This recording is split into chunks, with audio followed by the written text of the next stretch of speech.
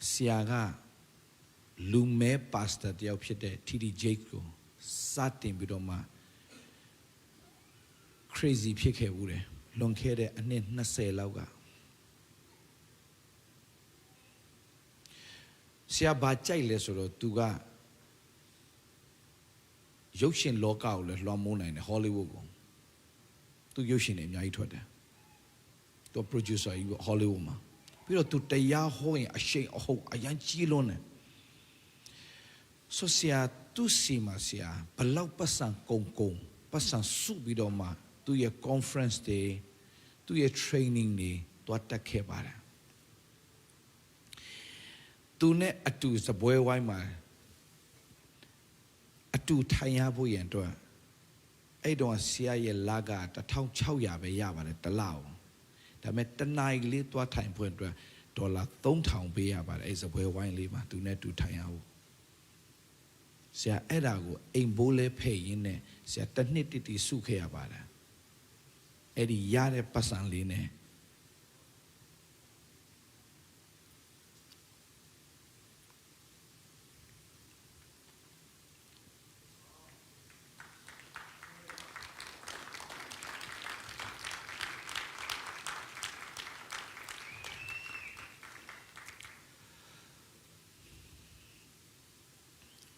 ဘာကိုသင်ပေးချင်တာလဲဆိုတော့ဘိတ်တိတ်ကိုစာငတ်ပါဒီ generation ကိုပေါ်ဆဆအလကားလိုချင်တဲ့စိတ်ဓာတ်ကိုတပ်ပြပါဝိညာဉ်ရေးရမှာအလကားလိုချင်တဲ့စိတ်ဓာတ်ကိုမြန်မာပြည်ထဲမှာရှိဗျာဒီနေ့အစတင်တို့ထဲမှာမရှိသေးနဲ့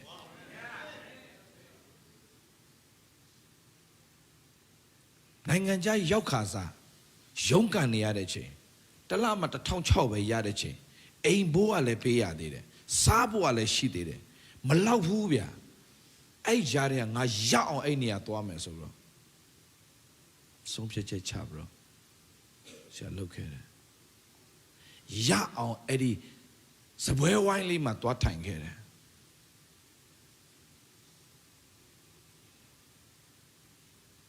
ယူတုတယ်လို့ထင်အောင်ထင်မယ်ဆရာတနိုင်ထိုင်ခဲ့တယ်ဆရာစကားတစ်လုံးရခဲ့တယ်အဲ့ဒီစကားဘာလဲဆိုတော့တောင်းတင်တို့အဖိုးခပေးလိုက်တိုင်းမှာတင်တို့ပြန်ရတဲ့အရာကအချီးနှီးလို့မထင်နဲ့သူကစဝဲဝိုင်းမှာထိုင်နေအားလုံးသူကနောက်စကားပြောရင်သူစဝဲမှာထိုင်ရဖို့ဆရာ3000ပေးတယ်အထိုင်နဲ့သူစောက်ဝင်လာတဲ့ဆရာကြည်နေသူကြည် bodyguard နဲ့ကြီးကျယ်လို့ထင်လိမ့်မယ်ဆရာကြိုက်တယ်ဒီလိုဖျားလူဆိုတာကအဲ့လိုကြီးကျယ်နေတာကြိုက်တယ်သူများတော့ကြီးကျယ်တော့မကြိုက်ဘူးကျွန်တော်ကြိုက်တယ်သူနာကလို့မရတော့ကြိုက်တယ်အဲ့မှာဂျေဇုတော်ကြောင့်သူစဝဲဝဲမှာဆရာထိုင်ရတဲ့အချိန်မှာစာသူစကားပြောတဲ့ဆရာကြည့်သူမခေါ်ဘဲနဲ့ကျွန်တော်မခေါ်ဘူးခေါ်လို့လည်းမရဲဘူးကျွန်တော်အင်္ဂလိပ်စကားကလည်းအဲ့တော့ပြောရင်လည်းအမှားပိုင်ဒုက္ခဆိုတော့နံပါတ်1အနေနဲ့သင်တို့အားပေးခြင်းနဲ့ရဝိညာဉ်ရေးရာနဲ့ပတ်သက်လာရင်အလကားယူတတ်တဲ့အကျင့်ဟာမှတ်ထားဘာမရဘူး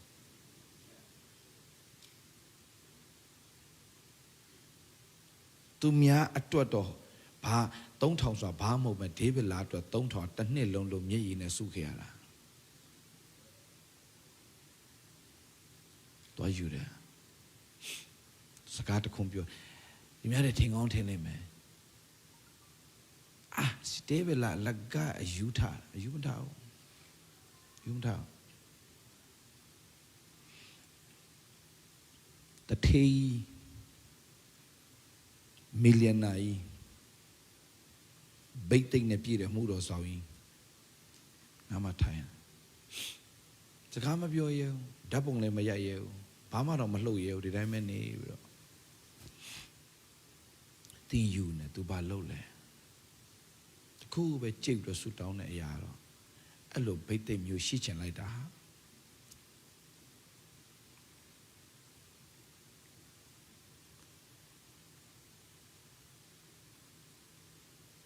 ဆူတောင်းခဲ့တယ်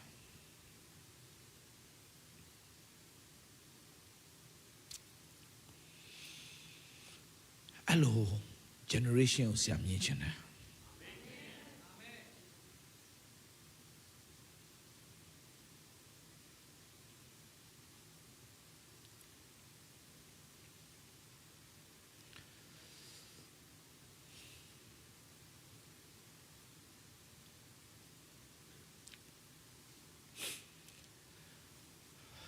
ကြီးသောအမှုကိုပြုချင်လို့စာငတ်ကြတဲ့လူငယ်တွေအများကြီးတွေ့ပေမဲ့အဖို့ခမပေးချင်ကြအောင်အယံဖြစ်ချင်ကြတယ်ဒါပေမဲ့ဘာဖို့ခမှတော့မပေးချင်ဘူးမရဘူး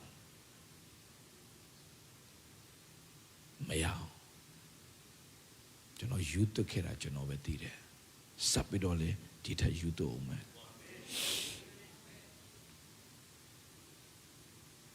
ဝိညာဉ်ရဲ့စကားတစ်လုံးအတွက်ကျွန်တော်ဘယ်နှသောင်းပေးရမလဲဘယ်နှသိန်းပေးရမလဲ revelation တစ်ခုအတွက်ပေးရမယ်ဆိုရင်ကျွန်တော်ပေးပြီးတော့သွားယူမှာပဲဒီ generation ကိုဆရာရင်ပတ်ကြီးနဲ့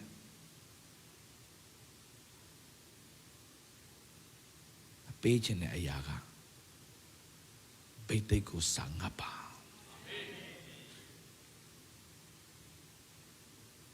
စာငတ်ပါဆရာတော့ time လို့ယူတဲ့ချိန်မှာတဝက်လောက်မှာ my son where you come from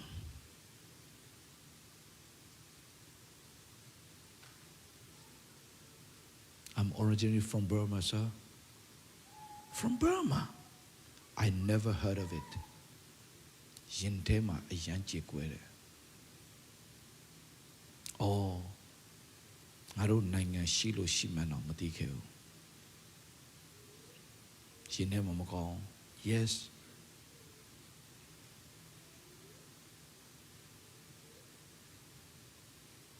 It's in Asia.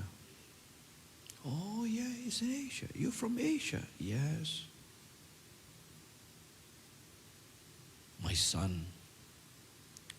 the Lord will use you. And from this day on, my son, the Lord will send you nation to nation to preach the gospel. That's it. Don't tell me done. ဘာမပြောသူနားလည်းမကတ်ခဲ့ရပါဘူးစပွဲရဟိုဘက်နဲ့ဒီဘက်ငါတွေ့ပဲတာစကားတခုံးကိုတင်ပေါ်ပေါ်ဆာဆာခိုင်ယူရင်တင်ပေါ်ကလည်းပေါ်ပေါ်ဆာဆာပဲအဲ့စကားအဲ့ဒီစကားကိုတင်လေးလေးနက်နက်ခိုင်ယူရင်အဲ့ဒီစကားရဲ့အရှိန်ကတင်အထဲမှာကြီးမားစွာပေါ်လွင်ထင်ရှားလာမှာဖြစ်တယ်အဲ့ဒီနေ့ကနေစပြီးတော့မှဆရာတရားဟောရင်ထီဂျိတ်လို့အတန်မျိုးဖြစ်လာတာဟိုတော့ဆရာတေးပဲလားအဲ့လိုမဟုတ်ဘူးထီဂျိတ်ကချင်းသိလို့ပဲတရားဟောရင်အရှိန်ဟုန်နဲ့ဟောတယ် yes အဲ့နေ့ကနေစပြီးတော့မှသူရဲ့ impartationနောက်ဆုံးချိန်လေးမှာတခုပဲဆူတောင်းတာမဝတ်မရဲလေးနဲ့ငါဒီလိုမျိုးခွင့်ရနောက်တစ်ခါရချင်မှရပါတော့မယ်တခုလေးပဲတောင်းဆိုပြစေဆာပါလက်တာကျွန်တော်ကမှလက်ကလေးတင်ပြီးတော့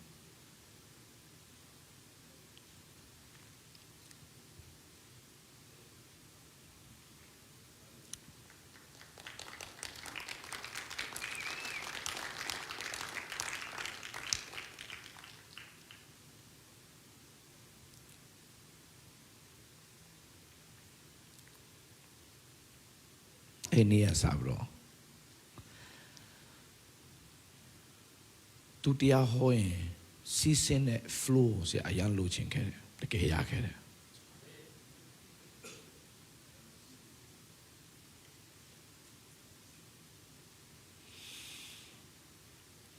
ငွေကြေးနဲ့ဆိုင်တဲ့မပူပန်ငွေကြေးနဲ့ပတ်သက်လိုက်မပူပန်ရတဲ့ကောင်းကြီးမျိုးရယူခြင်းနဲ့အလောက်သူများပျော်ပျော်မှတ်ထားကြီးကိုမောင်မတို့မြန်မာပြည်သားတွေပညာမနှဲကြနဲ့သူများပြောတိုင်းလိုက်ပြီးတော့မှမသိပဲနဲ့ပေါက်ရရှောက်မပြောနဲ့Kenneth Copeland ဘာညာရှောက်ပြောတယ်ဆရာ Kenneth Copeland အိမ်ရောက်အောင်သွားခဲ့တယ်ညံကောင်းယုံနဲ့အဲ့လိုမျိုးမနေနိုင်ဘူးအကြံဖန်နဲ့လည်းနေလို့မရဘူးသူ့ရဲ့အိမ်တော်ဖွယ်လေရင်ကွင်းပဲလေရင်သူ့လေရင်ကွင်းကိုပိုင်လေရင်ကွင်းနဲ့သူ့ဘာသူ့နေသူ့ mansion နဲ့သူ့အိမ်ထဲမှာ map နဲ့သွားရတယ်ဆိုတလောက်ကောင်းကြီးရှိတာဘာလဲသွားလေ့လာတယ်ရအောင်သိပြီးတော့သူများပြောတာမနာလို့တဲ့ကောင်ရှောက်ပြောမှာပဲအဲ့ဒီမနာလို့တဲ့သူစကားသွားနားထောင်တာအဲ့ဒါညံနေတဲ့ကောင်လေသူများမကောင်းပြောတော့တင်းကလည်းဘာမှမသိပဲနဲ့တင်းမကောင်းကြောင်ရှောက်ပြောတယ်ဆိုတင်းညံနေတဲ့လူပဲသူများဘာပဲပြောဆရာသွားလေ့လာတယ်ရအောင်လေ့လာတယ်ထင်တယ်လို့မဟုတ်တာထင်တယ်လို့မဟုတ်တာဆရာယူတ်တယ်ရအောင်သွားတယ်အဖို့ကပေးတယ်လကားမရဘူးပါတကူမှ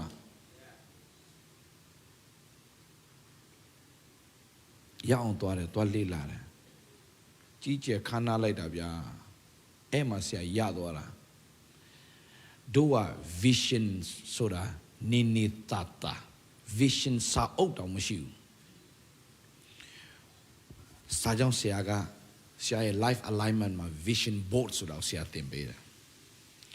ဆရာအဲ့ဒီမှာရောက်သွားတဲ့အခါမှာ तू က vision wall သူ့ရဲ့အခန်းကဒီလောက်အခန်းရှိတယ်အဲ့ဒါ vision အခန်းကြီးအဲ့အထဲမှာသူ့ရဲ့ vision နဲ့ तू ဆွဲတာဒါပြီးဒါပြီးဒါအသက်80ကျော်နေပြီသူ့ရဲ့ယူပါယုံကြောက်စရာကြီးအသက်ကြီးလို့ယူပါယုံရှော့သွားတဲ့အထဲမှာ तू မပါဘူး vision wall vision room ကြီးဒီလောက်ကြီးတဲ့အခန်းကြီးအော်စရာကောင်းတာသူ့ရဲ့အခန်းကြီးကသူ့ရဲ့အိမ်ထဲမှာစတူဒီယိုတွေရှိတယ်တကယ်ရိုက်ကူးရေးတွေရှိတယ်အဲ့မှာပဲတခါတည်းစတူဒီယိုလုပ်တယ်တခါတည်းမနက်ဆိုရင်အလာဟိုဘာလဲသူ့ရဲ့ program ရှိတယ်မနက်ဆို coffee လေးတစ်ခွက်နဲ့လာပြီးအမှလုံသမားတွေရှုပ်ရှာခတ်နေတာတလောက်ပေးတယ်လာကပဲနဲ့တန်းနဲ့ချီကုန်နေတယ်အလုံးနေတာဟာဖျားလူတွေကြီးကျယ်ခမ်းနားတာကွာဆရာရအောင်သွားလေ့လာတယ်ဘာကြီးလဲသူ့ရဲ့လွတ်ဝဲချက်ကအခုနောက်ဗိတ်သိမ်းနဲ့ပတ်သက်တာတော့နိုင်ငံတကာနဲ့ဆိုင်တဲ့ဗိတ်သိမ်းနဲ့ပတ်သက်တာတော့ထီထီဂျိတ်ဆရာရအောင်သွားယူတယ်သူဆရာနဲ့ရသွားတဲ့အရာတော့ဘာလဲဆိုတော့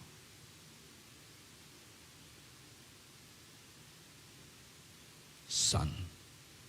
learn to give တော့လက်ညှိုးထိုးရချတာ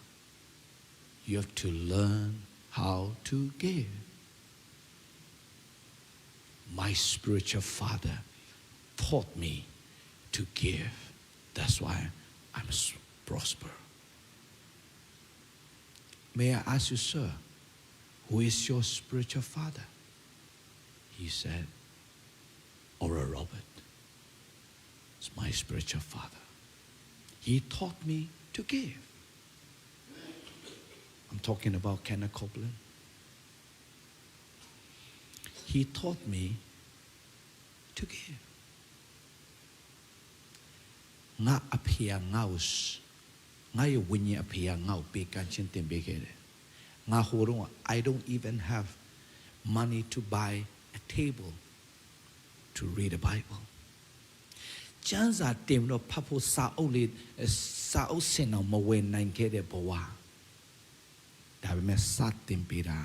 ဘေကန်းချင်းစတင်တီလာငါသားဂျေဇုတော်ကြောင့်ငါဟာအစီးပေါင်း90ကျော်သွားပြီ လေရင်သူများကိုပေးနိုင်ခဲ့တယ်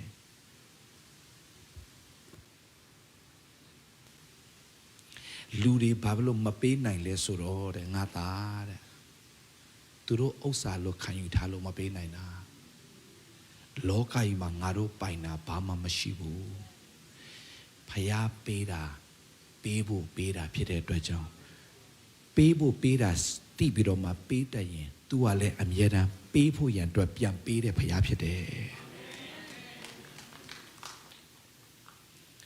မင်းရဲ့လက်ထဲမှာရောက်လာတဲ့ပတ်စံကိုမင်းဥစ္စာလို့မခံယူနဲ့ဖယားကပေးဖို့ပေးတာလို့ခံယူအဲ့ဒါဆိုရင်ပေးခိုင်းတဲ့နေရာကိုရောက်အောင်မင်းပေးနိုင်ရင်ဖယားသခင်ကပေးဖို့ထပ်ပေးတဲ့ဖယားဖြစ်တယ်ဒါမဲ့တခုတော့ငါပြောမယ်ငါသားဖယားကိုတော့မပြိုင်နဲ့ပေးကမ်းခြင်းမှာ तू ကချန်ပီယံပဲ learn from champion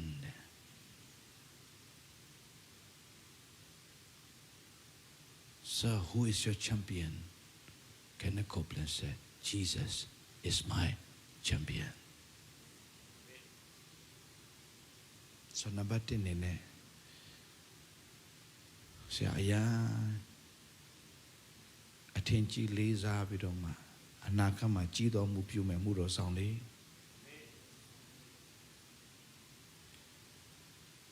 ဘိတ်သိမ့်နဲ့ပတ်သက်လာရင်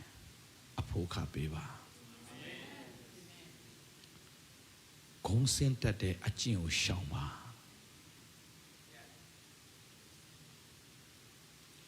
အလကားပဲလိုချင်တဲ့စိတ်ဓာတ်ကို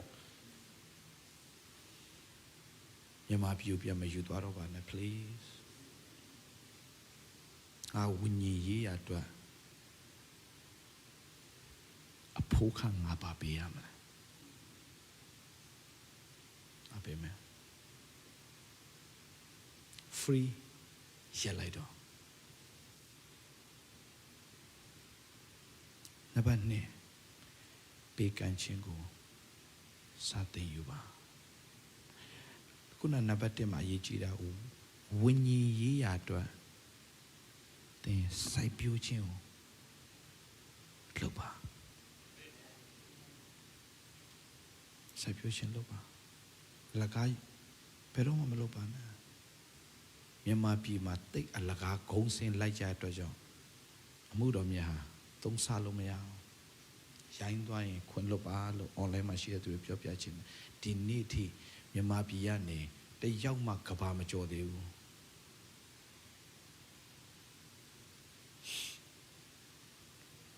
ဒို generation ဆရာနဲ့စပြီးတော့ဥဆောင်သွားမယ်ရှိတယ်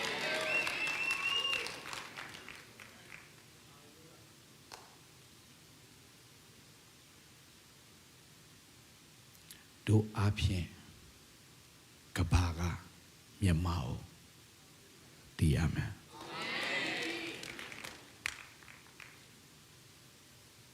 တေချာမတာပါနောက်တစ်ခါဆရာပြန်မပြောတတ်ဘူးတို့အပြင်ကဘာကမြန်မာကိုတည်ရမယ်တို့အပြင်ကဘာကမြန်မာကိုတည်ရမယ်တို့တချင်းတွေအပြင်ကဘာကမြန်မာကိုတည်ရမယ်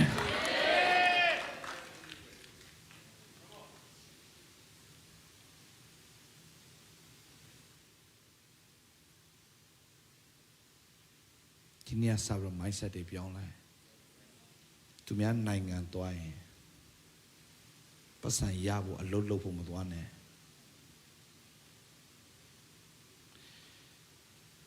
အခုနက chasing the dragon စာအုပ်ကိုရေးခဲ့တဲ့အမျိုးသမီးလေး English အမျိုးသမီးလေးအလုပ်သွားလုပ်ဖို့သွားတာမဟုတ်ဘူးအလုပ်လုပ်ပါတယ်ဟိုရောက်တော့ဒါပေမဲ့သူ့ရဲ့အဓိကဒီထဲက passion ကငါအဖြစ်လူတိုင်းခရစ်တော်ကိုသိရမယ်ငါအဖြစ်ဒီနေ့ထိုင်းနိုင်ငံအတွက် ကျွန်တော်ယူပါအောင်အကြီးကြီးရှိတယ်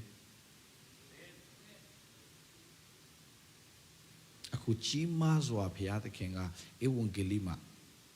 general အဆင့်ဘုရားအသုံးပြုနေတဲ့ champ နဲ့ညီကိုလိုဖြစ်တယ်ထိုင်းနိုင်ငံသားတွေတို့အပြင်ကောင်းကြီးဖြစ်ရမယ်အာမင်ဘုရားကိုသိရမယ်အာမင်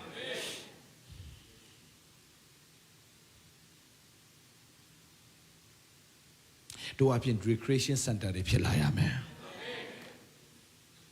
တို့အပြင်လူတွေကိုကိုညီမစားတဲ့ center တွေအများကြီးထွက်ပေါ်လာမယ်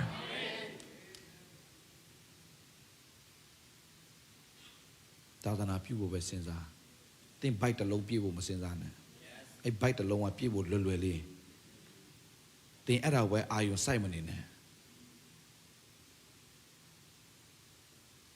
ဖယားသခင်ရဲ့ကိစ္စကိုသင်တာဝန်ယူရင်ဖယားသခင်ကအစတရားပြန်တာဝန်ယူတဲ့ဖယားဒါမဲ့ဒီနေ့ဒီဗမာပြည်ခရစ်ယာန်တွေတော်တော်များများနိုင်ငံခြားရောက်လေရုန်းကန်နေရတဲ့အဓိကပြဿနာကိုအစဉ်ပြေဖို့ပဲကိုစဉ်းစားလို့အစဉ်ပြေမှဖယားအတွက်ပြန်စဉ်းစားတာအစင်မပြေမချင်းဖယားအတွက်ပြန်မစင်စားဘူးတင်းအစင်ပြေပြေမပြေပြေဖယားအတွက်စစင်စားဖယားအတွက်စတင်မလို့လှုပ်ဆောင်အချိန်တိုင်းဖယားခင်တာဝန်ယူသွားလိမ့်မယ်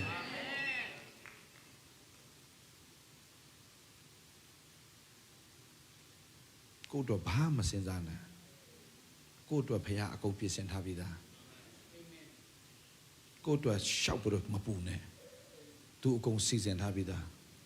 ကိုအတွက်မပူနဲ့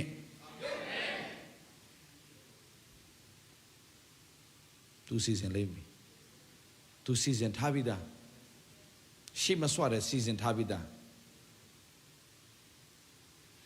တင်လုံးမဲ့ရတခုပဲရှိတယ်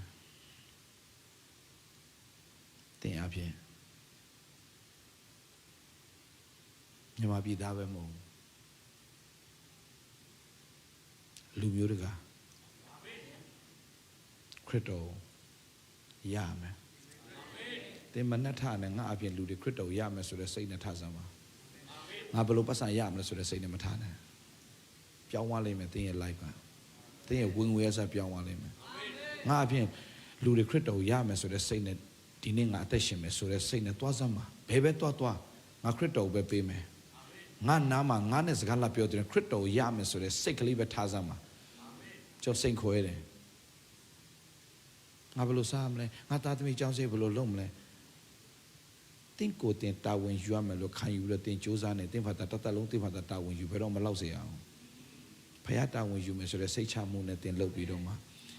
ငါအပြင်လူတွေဖယားကိုရမယ်ဆိုတဲ့စိတ်တစ်ခုနဲ့ပဲတင်အသက်ရှင်ကြည်စမ်းပါတင်းကိုဖယားတာဝန်ယူလားမယူလားဆိုတာဒေးဗစ်လာဝဲကြည့်ရှန်ထွက်နေတယ်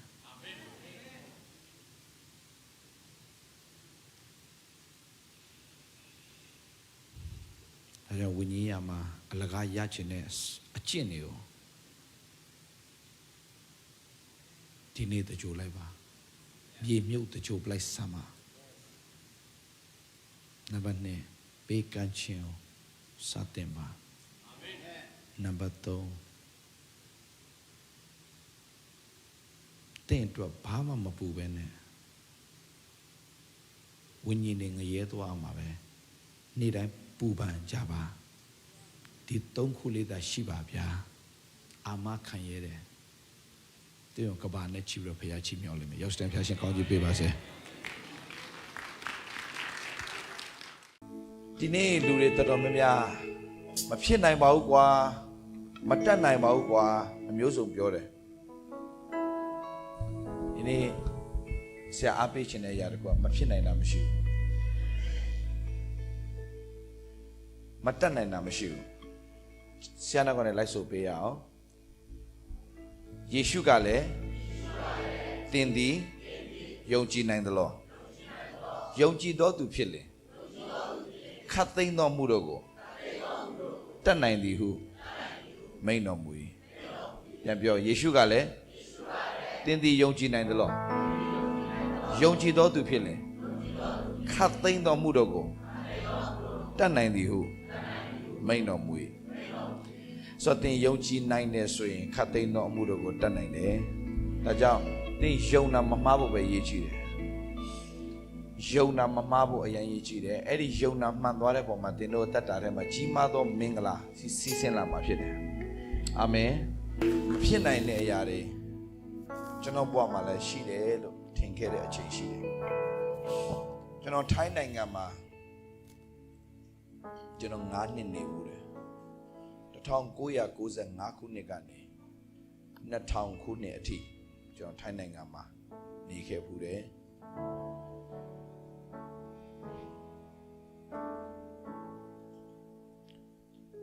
ကျွန်တော်အခြေအနေနဲ့ဆိုရင်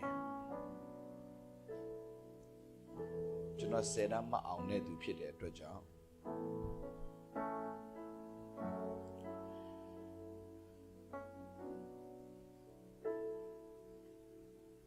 ဘာမှမမှန်ရဘူးအလုပ်ကြီးကြီးမမရတဲ့အလုပ်လုပ်ပေါ့လူတွေကဒီတိုင်းပဲအားပေးတယ်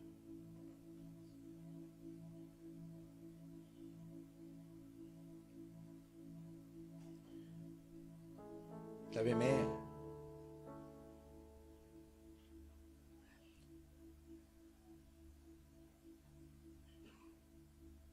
တနေ့မှစာအုပ်တုပ်ဖတ်မိတယ်အရန်စိတ်တက်ကြတဲ့အချိန်ရှိတယ်ကျွန်တော်အမေနဲ့ကျွန်တော်ကပ်ပြီးနေတယ်ကျွန်တော်အမေရဲ့ကျောင်းဆရာမအင်္ဂလိပ်စာဆရာမ International School မှာကျွန်တော်အမေရဲ့အင်္ဂလိပ်စာပြတယ်ကျွန်တော်အမေအိမ်မှာကပ်နေတယ်ဆိုတော့အမေကတော့ကြွေးပင်မယ်အလကားနေလကားဘေးနာရှိတဲ့သူတွေကသူတို့လည်းကြွေးရတာလည်းမဟုတ်ပဲနဲ့အတင်းပြောတယ်အရွယ်ရောက်နေပြီအမေကိုဘာလဲမတနာဘူးလားမသိဘူးကျွန်တော်လည်းအလုပ်လုပ်ချင်တာပေါ့အလုပ်မမရတာဘေးနာလူတွေဟိုပြောဒီပြောအရန်ပြောတယ်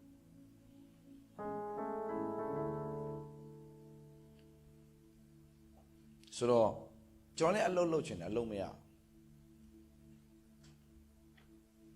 ကျွန်တော်ရဲ့အလုပ်ကကောဆန်ဘာလဲဆိုတော့ဘီလက်မြေဖြိုရမယ်တဲ့ဘာညာပေါ့ကွာအဲ့လိုပြောတယ်ဆိုကျွန်တော်တခါမလုပ်ဘူးကျွန်တော်ဘာလဲတော့တွားကြည့်တော့နေပူထဲမှာရေလဲလောက်ရတာဟာကျွန်တော်အိမ်ပြန်လာတာငါဒီလိုပုံနဲ့လုပ်ရင်တော့အသားလည်းအစတည်းကမဖြူတဲ့ကောင်အဲ့မှာတွားလိုက်ရင်ငါကပ်ပလီဖြစ်မှကျင်းသေးတယ်အိမ်ပြန်လာတာစိတ်ထဲမပျော်ဘူးကျွန်တော်ရှင်းပြောရင်ကျွန်တော်အဖေကကြောက်အုပ်ကျွန်တော်အမေကကြောက်အုပ်ကြီးမြန်မာပြည်မှာအခြေအနေအမျိုးမျိုးကြောင့်အဖေသေးတယ်အမေအလုပ်ပြုတ်တယ်အရေးခင်းမှာအရေးခင်းဆိုဒီရေးခင်းမဟုတ်1988ခုနှစ်အရေးခင်းမှာ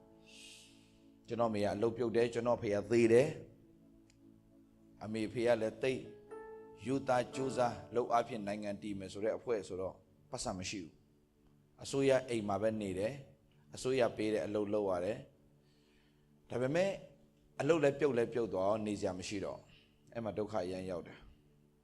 အမေကဒီထိုင်းနိုင်ငံထွက်လာပြီးတော့စာပြတယ်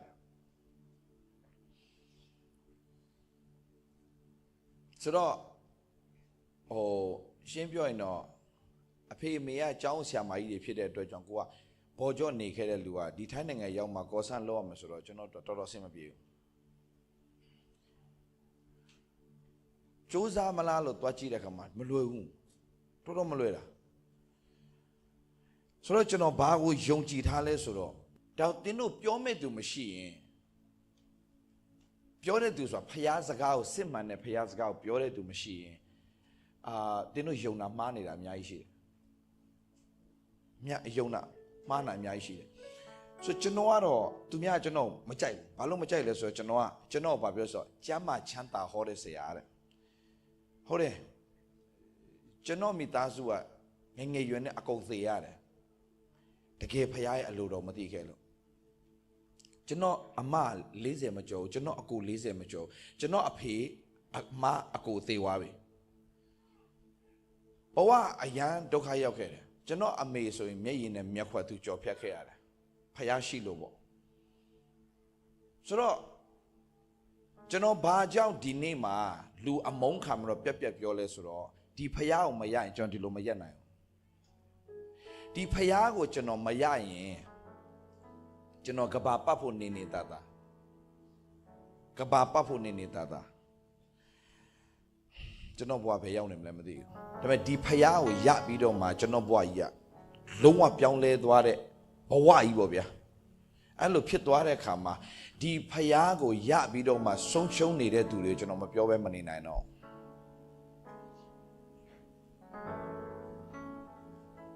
ဆိုတော့ဘယ်ကနေစတာလဲဆိုတော့ကျွန်တော်ဒုက္ခအရန်ရောက်တယ်ဒုက္ခအရန်ရောက်တော့ထိုင်းနိုင်ငံမှာကျွန်တော်က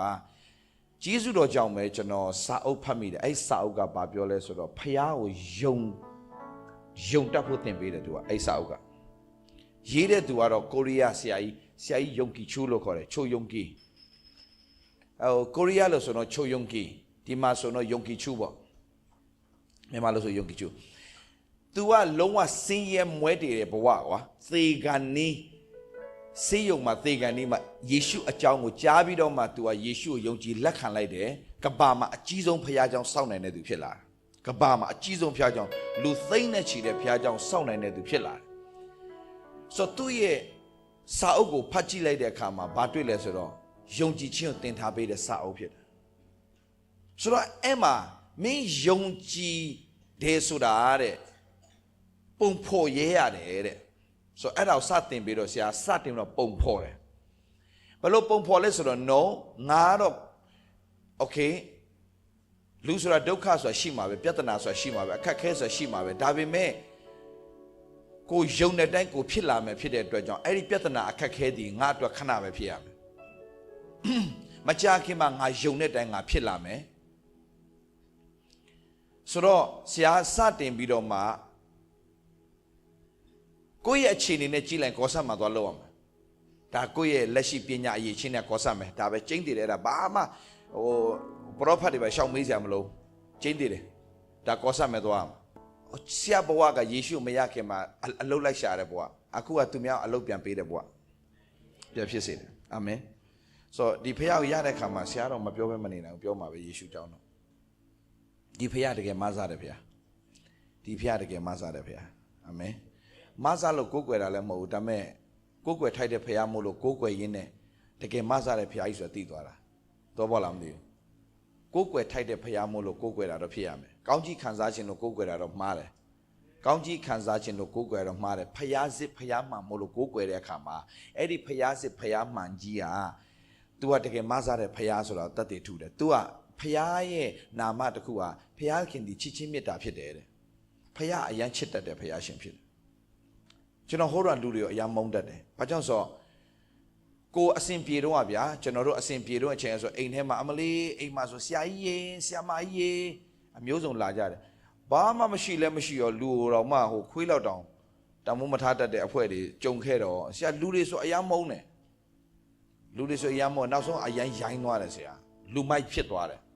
ဘယ်လောက်လူမိုက်ဖြစ်သွားလဲဆိုတဲ့အခါမှာဒီလိုလမ်းသွားလို့မျက်နှာချင်းဆိုင်ကြည့်ရင်ဘာကြည့်ရလဲဟဲ့ဘာကြည့်ရရောဒါကတော့နည်းနည်းတရားဟောလို့ရုပ်လေးလျှော့ထားတာအဲ့တော့ဟဲ့ဘာကြည့်တာလဲဆိုတာမျိုးဟိုပြီးတော့မှဆရာဘယ်လောက်ထိရိုင်းသွားဆိုစကားပြောရင်ခါအောက်ကပဲစကားပြောတယ်ခါပေါ်မတက်လာတော့စကားသိရမလားဟိုမိန်းမဟာဟိုယောက်ျားဟာအကုန်ပါတယ်ဆဲနေတာတစ်ချိန်လုံးဆဲနေတာပါဇက်ကတစ်ချိန်လုံးဆဲနေကောပေါက်ကြရကြီးပဲပြောတယ်ကောရိုင်းသွားတာလူဟဲ့ဘာကြည့်တာလဲဘာကြည့်တာလဲဆိုတော့ဟိုဟာကြည့်တာလားကွာဒီဟာကြည့်တာလားကွာအဲ့လိုတွေဆဲပြီးတော့ရှောက်ပြောတဲ့ဟာတွေပြောတာလမ်းပြီးတော့ဘယ်လောက်မှရိုင်းလဲဆိုရင်ဖះเจ้าထဲမှာဆရာတခါရန်သွားဖြစ်တာဖះเจ้าဆိုတာနာနည်းနည်းရှောင်ရမယ့်နေရာလေရန်ဖြစ်ခြင်းပြင်မှာဖြစ်ပေါ့ဘလို့ဖះเจ้าရန်သွားဖြစ်တယ်ဆရာဖះเจ้าထဲမှာပဲရန်ဖြစ်တဲ့အဆင်းတွေရှောက်လို့တာ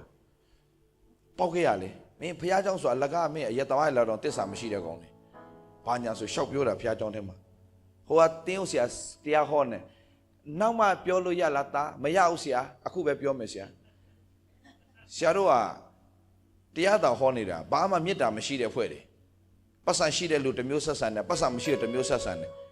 မဟောတင်ဘူးဆရာတို့ဘာညာလက်ညှိုးထိုးပြီးရှောက်ပြောတာနည်းနည်းလဲမူးနာလဲပါတာပေါ့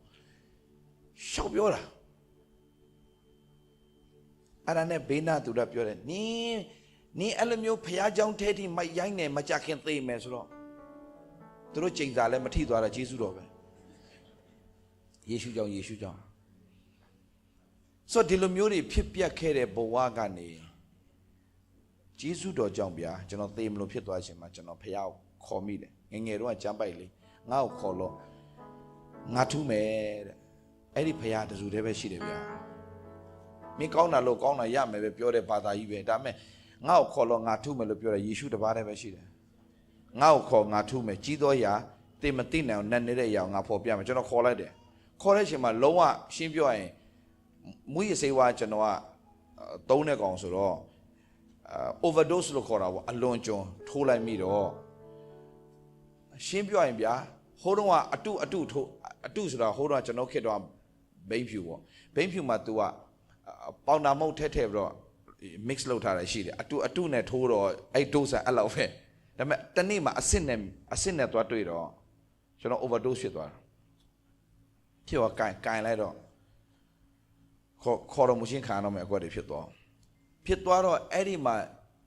ဆရာဝန်ကိုယ်တိုင်ကဒီကောင်မချခင်သေတော့မယ်တဲ့သူ့မိသားစုခေါ်လိုက်တော့ဆိုတော့9မိနစ်ဒီကောင်9မိနစ်မခံခေါ်လိုက်တော့ဆိုအတန်ကြားတယ်သေရတော့မှာပါလားဆိုတော့ဘလောက်မိုက်ပါစေသေရတော့မယ်ဆိုတော့အတိတရားကကိုယ်စိတ်ကကိုယ်မေးခွန်းပြန်မေးတယ်အခုမင်းသေတော့မယ်ဘယ်သွားမလဲအခုသာပြုံးနိုင်တာအဲ့တုန်းကမေးတဲ့မေးခွန်းကြောက်ရှာကြီးကိုယ်စိတ်ကကိုယ်ပြန်မေးတာအဖြေမရှိဘူးမင်းခုသေတော့မယ်ဘယ်သွားမလဲဆိုတဲ့အရာကြီးအဖြေမရှိဘူးခရိယန်ဖြစ်လို့ဘာမှမထူးဘာမှမထူးခရိယန်ဘာသာဝင်တယောက်ဖြစ်လဲဘာမှမထူးဘာသာပဲ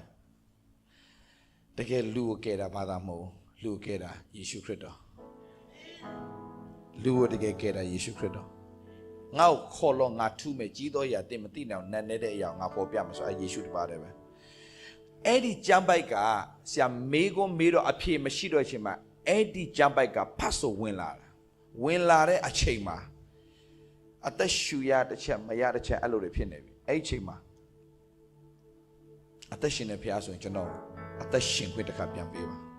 ဒီလိုတော့မသိချင်အဖြေမရှိဘဲနဲ့မသိချင်အဖြေပြန်ပေးအဲ့ဒီကျွန်တော်ကိုဒီလိုအခြေအနေမျိုးမှာတော့သေခွင့်မပေးပါနဲ့ကျွန်တော်အဖြေရိုက်မှသေချင်တယ်ဒီလိုမျိုးရင်ပူပြီးတော့မှပူလောင်ပြီးတော့မသေချင်ဘူးအဖြေတစ်ခုတော့ပေးပါအော်စရာအရန်ကောင်းတယ်တူနဲ့လူရင်းပြောရရင်ဖယားအခုမှသိတာပေါ့အဲ့တော့မသိဘူးတရှင်တော်ဝိညာဉ်တော်တကိုးဆင်းတက်လာတယ်ခန္ဓာကိုယ်ထဲမှာတစ်ခုခုဆွဲနှုတ်သွားတယ်လို့ခံစားရတယ်ထူးခြားတဲ့အရာတစ်ခုဖြစ်တယ်အထဲမှာမဖော်ပြတတ်ဘူးစကားလုံးနဲ့ဖော်ပြလို့မရတဲ့ထူးခြားမှုတစ်ခုနေရာယူတယ်ဆရာလွတ်မြောက်သွားငါမသေးရတော့ဆိုတာသိသွားတယ်ဂျေဇုတော်ကြောင့်လွတ်မြောက်သွားတယ်โอเคလွတ်မြောက်သွားတဲ့အပေါ်မှာပြန်ပြီးတော့နောက်ပိုင်းမှာကျမ်းစာပြန်ပြီးတော့မှကြည့်တဲ့အခါမှာဒါတွေအားလုံးဖျားလုတ်တယ်ဆိုတော့သိသွားတယ်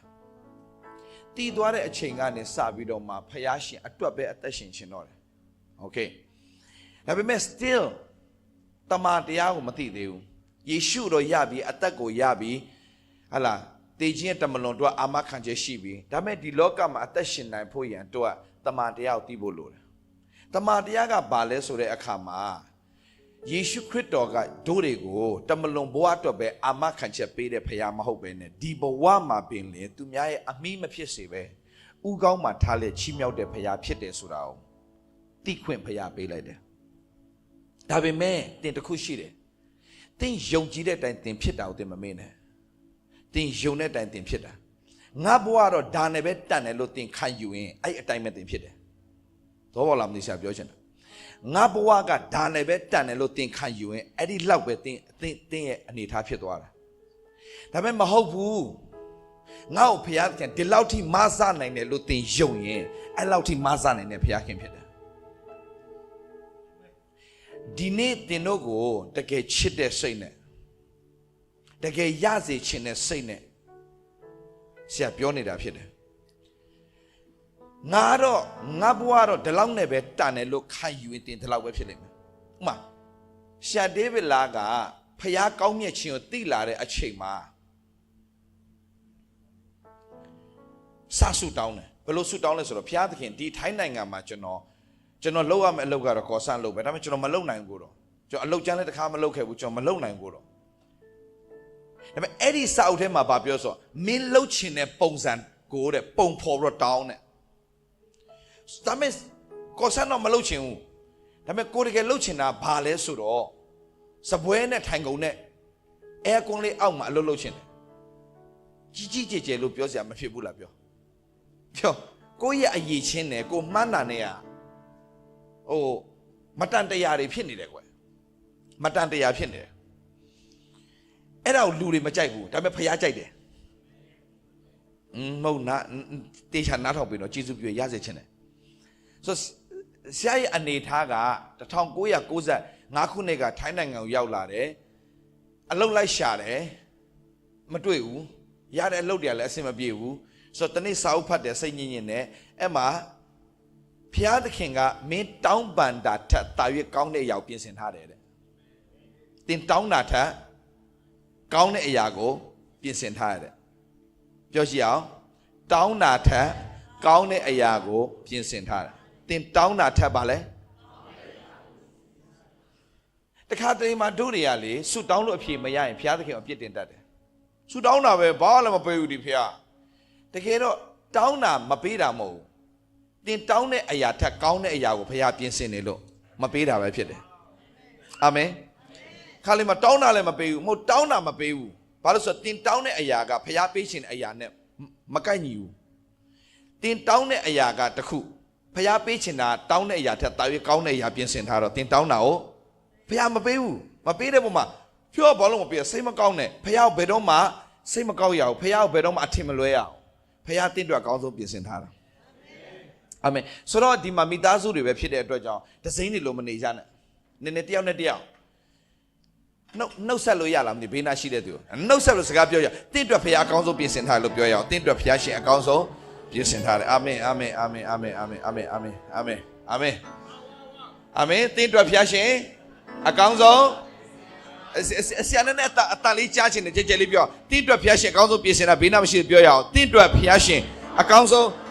very good amen amen amen amen နည်းနိုးထလာပြီနိုးထလာပြီကျေးဇူးတင်တယ်ကျေးဇူးတင်ဆိုတော့ဘုရားအကောင်းဆုံးပြင်ဆင်ထားတဲ့ဘုရားရှင်ဖြစ်တယ်တခါလေမှာကိုကမတောင်းရဘူးဘာလို့မတောင်းရတာလဲကိုယ့်ရဲ့အခြေအနေကိုပြန်ကြည့်လို့ဒါပေမဲ့ဆရာအဲ့နဲ့ဆောက်တော့ဆရာဘာတောင်းလဲဆိုတော့ဘုရားသခင်လို့ကျွန်တော်အဲကွန်ထဲမှာအလုပ်လုပ်ရတဲ့အလုပ်စပွဲနဲ့ထိုင်ကုန်နဲ့လုပ်ရတဲ့အလုပ်ကိုပေးပါလို့စဆုတောင်းတယ်စဆုတောင်းတယ်စဘရဆုတောင်းတော့ကြားတဲ့သူတွေကဘာပြောလဲဆိုတော့ဒီလိုလာစတာတန်ရတောင်းအဲ့ဒါဘသူပြောရခြင်းလို့လဲခရိယာချင်းပြန်ချတာတန်ရတောင်းဒေးဗစ်တန်ရတောင်းဖះအာနာဖို့ကောင်းတယ်အမေဟုတ်တယ်လို့ဘာလို့နဲ့ခရိယာအချင်းပဲကိုယ်ပြန်ပြီးတော့ယုံကြည်ခြင်းကိုစောက်ထိုးဖြစ်အောင်လုပ်တာခါလေစိတ်ညစ်စရာကောင်းတယ်ဒါပေမဲ့ဆရာယုံကြည်တယ်ဘုရားသခင်ကျွန်တော်ပေးမယ်ဖြစ်လို့ယေရှုတင်တယ်ပေးမယ်ဖြစ်လို့ယေရှုတင်တယ်ကျွန်တော်ကောဆန်းတော့မလုပ်နိုင်ဘူးတော့တင်းတို့တောင်းလို့ရနော်တင်းတို့တောင်းလို့ရတယ်နော်ယုံကြည်ဖို့ရေးကြည့်တယ်အကောင်းဆုံးဘုရားခင်ပြင်ဆင်လိုက်မယ်ဒါပေမဲ့ချက်ချင်းမရလာရင်စိတ်မကောင်းမဖြစ်နဲ့ချက်ချင်းမရတာဘုရားပြင်ဆင်နေလို့ချက်ချင်းမရတာဘာဖြစ်လို့လဲတိခံတတ်ဖို့လို့တယ်ဘေးနားမှာရှိပြောလိုက်ပါဆုတောင်းပြီးတိခံမလို့စောင့်ပါလို့ဆုတောင်းပြီးတိခံမလို့စောင့်အာမင်အာမင်ဆုတောင်းပြီးဘာလို့ရလဲတိခံတခါလေတော့တိမခံနိုင်ဘူးတိမခံနိုင်ဘူးဟိုတော့ MCA မှာရှိတယ်ဆရာဇောဆိုတာဆရာဇောအခုတော့ဆုံးသွားပြီဆရာမွန်ဆရာဇောဘုရားခင်တိခံတာငါတော့စိတ်တူလာပြီကွာသူကအဲ့လူတယောက်ကတော်တော်လေးအချိုးမပြေဘူးဆိုတော့ဘုရားသခင်ကလည်းမဆုံးမသေးဘူးသူတိခံမလို့စောင့်တာဆရာဇောသွားကြည့်ပြီးတော့ဘုရားသခင်ကွာဆုံးမလည်းမမြတ်ဆုံးမလည်းဘုရားခင်ကိုတော့တိခံတာကျွန်တော်စိတ်တူလာပြီဆိုတော့ဘုရားသခင်တိခံခြင်းကိုအယံတင်ပေးတဲ့ဘုရားရှင်ဖြစ်တယ်သူကိုယ်တိုင်လည်းအရာတိခံတဲ့ဘုရားရှင်ဖြစ်တယ်သူသာတိမခံဆိုတို့သေးတာကြားပြီတို့တိခံဘယ်တော့မှစောင့်မှုတော့ဆွဲခေါ်ခဲ့လို့တို့လည်းဒီနေရာတွေရောက်နေတာဖြစ်တယ်ဒီနေရာမှာဘုရားရှင်မဆာခြင်းခံစားရတာဖြစ်တယ်အာမင်ဆိုတော့ဒီမှာရှိတဲ့ညီကိုမောင်နှမတွေတင်းတို့2026မှာတင်းတို့တခါမှမရဘူးတဲ့မင်္ဂလာကိုတင်းတို့ရရှိလိမ့်မယ်အာမင်တင်းတို့တခါမှမရဘူးတဲ့မင်္ဂလာရရှိမယ်လို့ဆရာယုံကြည်တယ်အာမင်ယုံကြည်ပါသလား ယုံကြည်ရမယ်ဘာကြောင့်လဲဆိုတော့ဆရာဆိုရင်ဂျေဇုတော်တက်ကြောင့်အခုဆိုရင်မကြခင်မှာဆရာဘိုးဘွားရိပ်သာဆရာစောက်တော်မယ်မြန်မာပြည်မှာဘိုးဘွားရိပ်သာဘာသာစုံဘာသာစုံမဟုတ်လားအေးပေါ့ဘာသာပေါင်းစုံနေလို့ရတဲ့ဘိုးဘွားရိပ်သာဆရာစောက်အဓိကတော့အင်္ဂလိပ်အတွက်ပါပဲဒါပေမဲ့နှုတ်ကပတ်တော်လည်းပေးရင်းနဲ့ပေါ့ဒါပေမဲ့အဲ့မှာအလုပ်လုပ်တဲ့သူတွေအားလုံးလည်းယုံကြည်သူတွေပဲဖြစ်ရမယ်ပြီးတော့မှနတ်စမတွေဆရာဝန်တွေဆရာထားမယ်ကို့အဖေမေလို့မကြည့်ရှုနိုင်ရင်ဆရာလှုပ်ထုတ်မယ်အဲ့ဒီနတ်စမတွေရောဆရာဝန်တွေရောအခုကမြန်မာပြည်ကဆရာဝန်တွေဆိုရင်သူတို့လှုပ်သမျှခံနေရတယ်အဲ့ဒါဆရာလက်မခံဘူးအဲ့ဒါဘာလို့ဆရာယူပါရောဆရာစေးရုံဆောင်မယ်တက္ကသိုလ်တွေဆောင်မယ်ဆရာရဲ့ supervise အောက်မှာပဲသွားမယ်စာတင်လည်းပဲတကယ်ရအောင်တင်ရမယ်စီးပွားရေးကြောင့်တင်တာမဖြစ်စေရစိတ်ကူလည်းတကယ်လူနာတွေကိုချစ်တဲ့စိတ်နဲ့ကုတာပဲဖြစ်တနာတဲ့စိတ်နဲ့ကုတာပဲဖြစ်ရမယ်တောက်ဆရာဆောင်ဆိုတော့ဆရာဘာလို့အဲ့လိုယူပေါင်းကြီးထားရဲလာလဲဆိုတော့ထားတဲ့တိုင်းလည်းဘာလို့ဖြစ်တာလဲဆရာဆိုခုမကြခင်မှာဆရာဘန်ကောက်မှာဆရာမြေကွက်ကြီးဝယ်မယ်ဖျားကြောက်ဆောင်မှာဆိုချင်းမိုင်မှာတော့မဆရာရဲ့အခုမြေကွက်တန်း100လောက်ဖြစ်သွားပြီချင်းမိုင်မှာတော့တန်း100ဆိုရင်စဉ်းစားကြည့်ဘန်ကောက်မှာဆိုရင်တန်းထောင်ကနိုင်ကြီးဒါမဲ့တင်ယုံရဲဖို့ပဲလို့တယ်တင်ယုံရဲဖို့ပဲလို့တယ်ဆိုဆရာတခါလေးမှပြောလိုက်ကြီးကျယ်လို့ထင်လိမ့်မယ်ဆရာအခုလုံနေတဲ့ဟာတွေကဆရာပြောတာထက်ပိုကြီးကျယ်တယ်ပြောရင်သူများပို့ပြီးတော့မှနှလုံးယောဂါတွေဖြစ်သွားမှာဆိုလို့မနာလို့တဲ့အဖွဲ့တွေနှလုံးယောဂါဖြစ်သွားမှာဆိုလို့ဆရာမပြောတာအများကြီးရှိတယ်လုံနေတဲ့အရာတွေကအခုဆိုရင်ဆရာကအခုကိုသားသမီးတွေဝိညာဉ်သားသမီးတွေအားလုံးဆရာသူ့နေရာနဲ့သူအကုန်ထားပြီးသွားရင်ဆရာကအခု2026ကဆရာရဲ့အနာသက်လက်ပါလဲဆိုဆရာအခုအင်္ဂလိပ်အတင်းတော်ကြီးတွေနိုင်ငံအသီးသီးနဲ့ဖိတ်ကြပြီဆိုတော့အခုဆရာမြန်မာဟိုတော့ဆရာရှောက်နောက်ပြီးပြောတာမဟုတ်ဝန်ခံချင်းနေနဲ့မကြခင်မှာမင်းတို့ကြည်ထားနော်မင်းငါမြန်မာလိုမဟောတော့ဘူးငါအင်္ဂလိပ်လိုပဲဟောမယ်ရှောက်ပြောတဲ့ဟာတွေအဲ့တော့တကယ်ဖြစ်လာတာကိုတကယ်ဖြစ်လာတာတော့တင်းယုံကြည်မှုနဲ့ပြောတဲ့စကားတွေကတခါလေမှအလကားလို့ထင်ကောင်းထင်လိမ့်မယ်အလကားမဟုတ်ဘူးတင်းယုံကြည်ခြင်းနဲ့ပြောတဲ့စကားတွေအဲ့တော့တကယ်ဖြစ်လာတာအာမင်တော့တင်းယုံကြည်ခြင်းနဲ့ပြောတတ်ဖို့ပဲအရေးကြီးတယ်တင်းဖခင်အရာခတ်တင်းတက်နိုင်တဲ့ဖခင်ရှင်ဖြစ်တယ်ဟာလေလုယာမကြခင်မှာလဲမပြောတော့ဘူးဆရာဘာလုပ်နေဆိုတာတင်းတို့ကြည့်လိုက်ဒေးဗစ်လောက်တော့လုပ်နေတယ်ငါလည်းဘာလို့မလုပ်နိုင်ရမှာလဲဆိုတော့ယုံကြည်ခြင်းတွေတခုဖြစ်သွားလိမ့်မယ်မကြခင်မှာမပြောတော့ဘူးတက်တည်ပြသွားတာပဲကောင်းတယ်ဆိုတော့တက်တည်ပြသွားမယ်ဆိုဒီလိုလုံနိုင်တဲ့အတွက်ကြောင့်လူပေါင်းမြောက်များစွာအတွက်ကောင်းကြီးဖြစ်စေတယ်ဆရာခိုင်ထားတဲ့တခုရှိတယ်တစ်ပင်တပင်ကောင်းရင်ငှက်1000နားနိုင်တယ်တဲ့ဖခင်ကလည်းအလိုတော်ရှိတာတင်တို့ကိုတစ်ပင်အဲ့ဒီတစ်ပင်ကလည်းငှက်1000နားနိုင်တဲ့သူဖြစ်ဖို့ဖခင်လိုတော်ရှိတယ်အာမင်အခုဆိုရင်ဒီမနက်ပဲကြားတယ်ဒီမှုတော်ဆောင်တွေယူပါယုံနဲ့ဟာလာဆောက်လုပ်ကြတယ်ဒီမာတွေဆက်ပြီးတော့မှဟာလာလူတွေနေနိုင်ဖို့ဒါတွေကပြီးတော့မှအင်္ဂလိပ်လောက်ကြမယ်ဒီမှာအများကြီးလွတ်မြောက်ကြအောင်မယ်လှုပ်ဆမ်းမှာချက်စမ်းမှာတခုပဲညီကိုမောင်မတို့သင်ယုံကြည်ရဲဖို့အရေးကြီးတယ်သင် life ကိုသင်ဘယ်လိုတည်ဆောက်မှာလဲ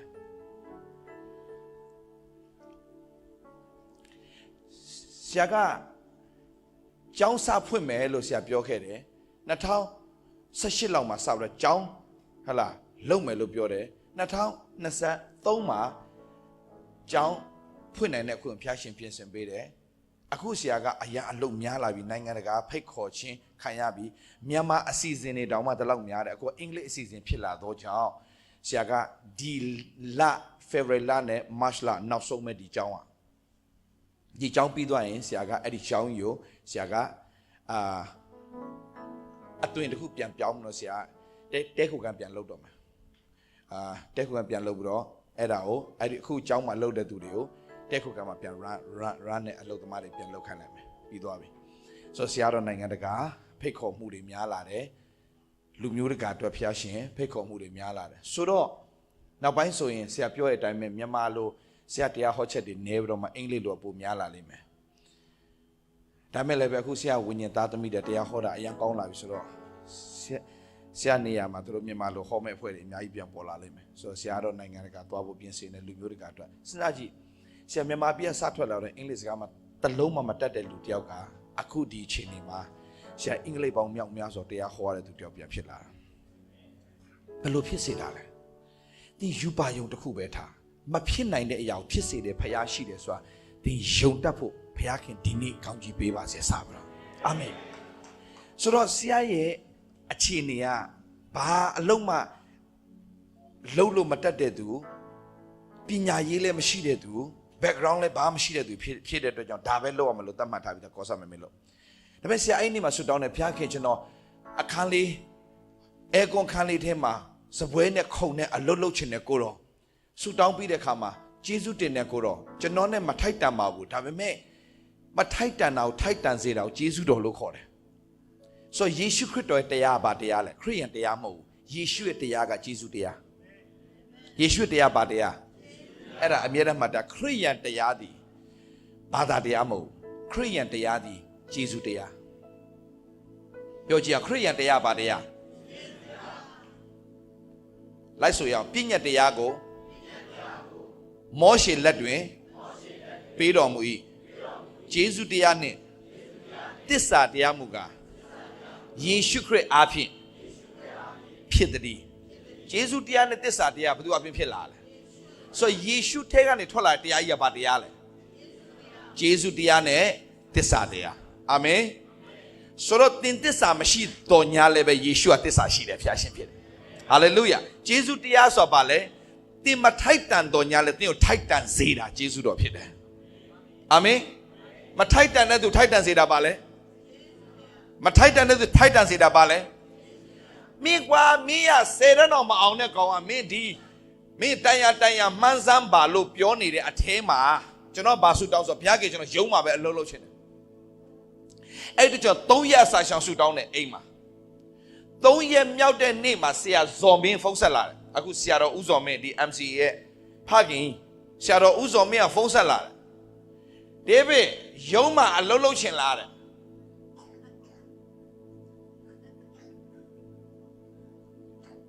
ဆရာဟုတ်ကဲ့ယုံမှာလားဆရာအေးဟုတ်တယ်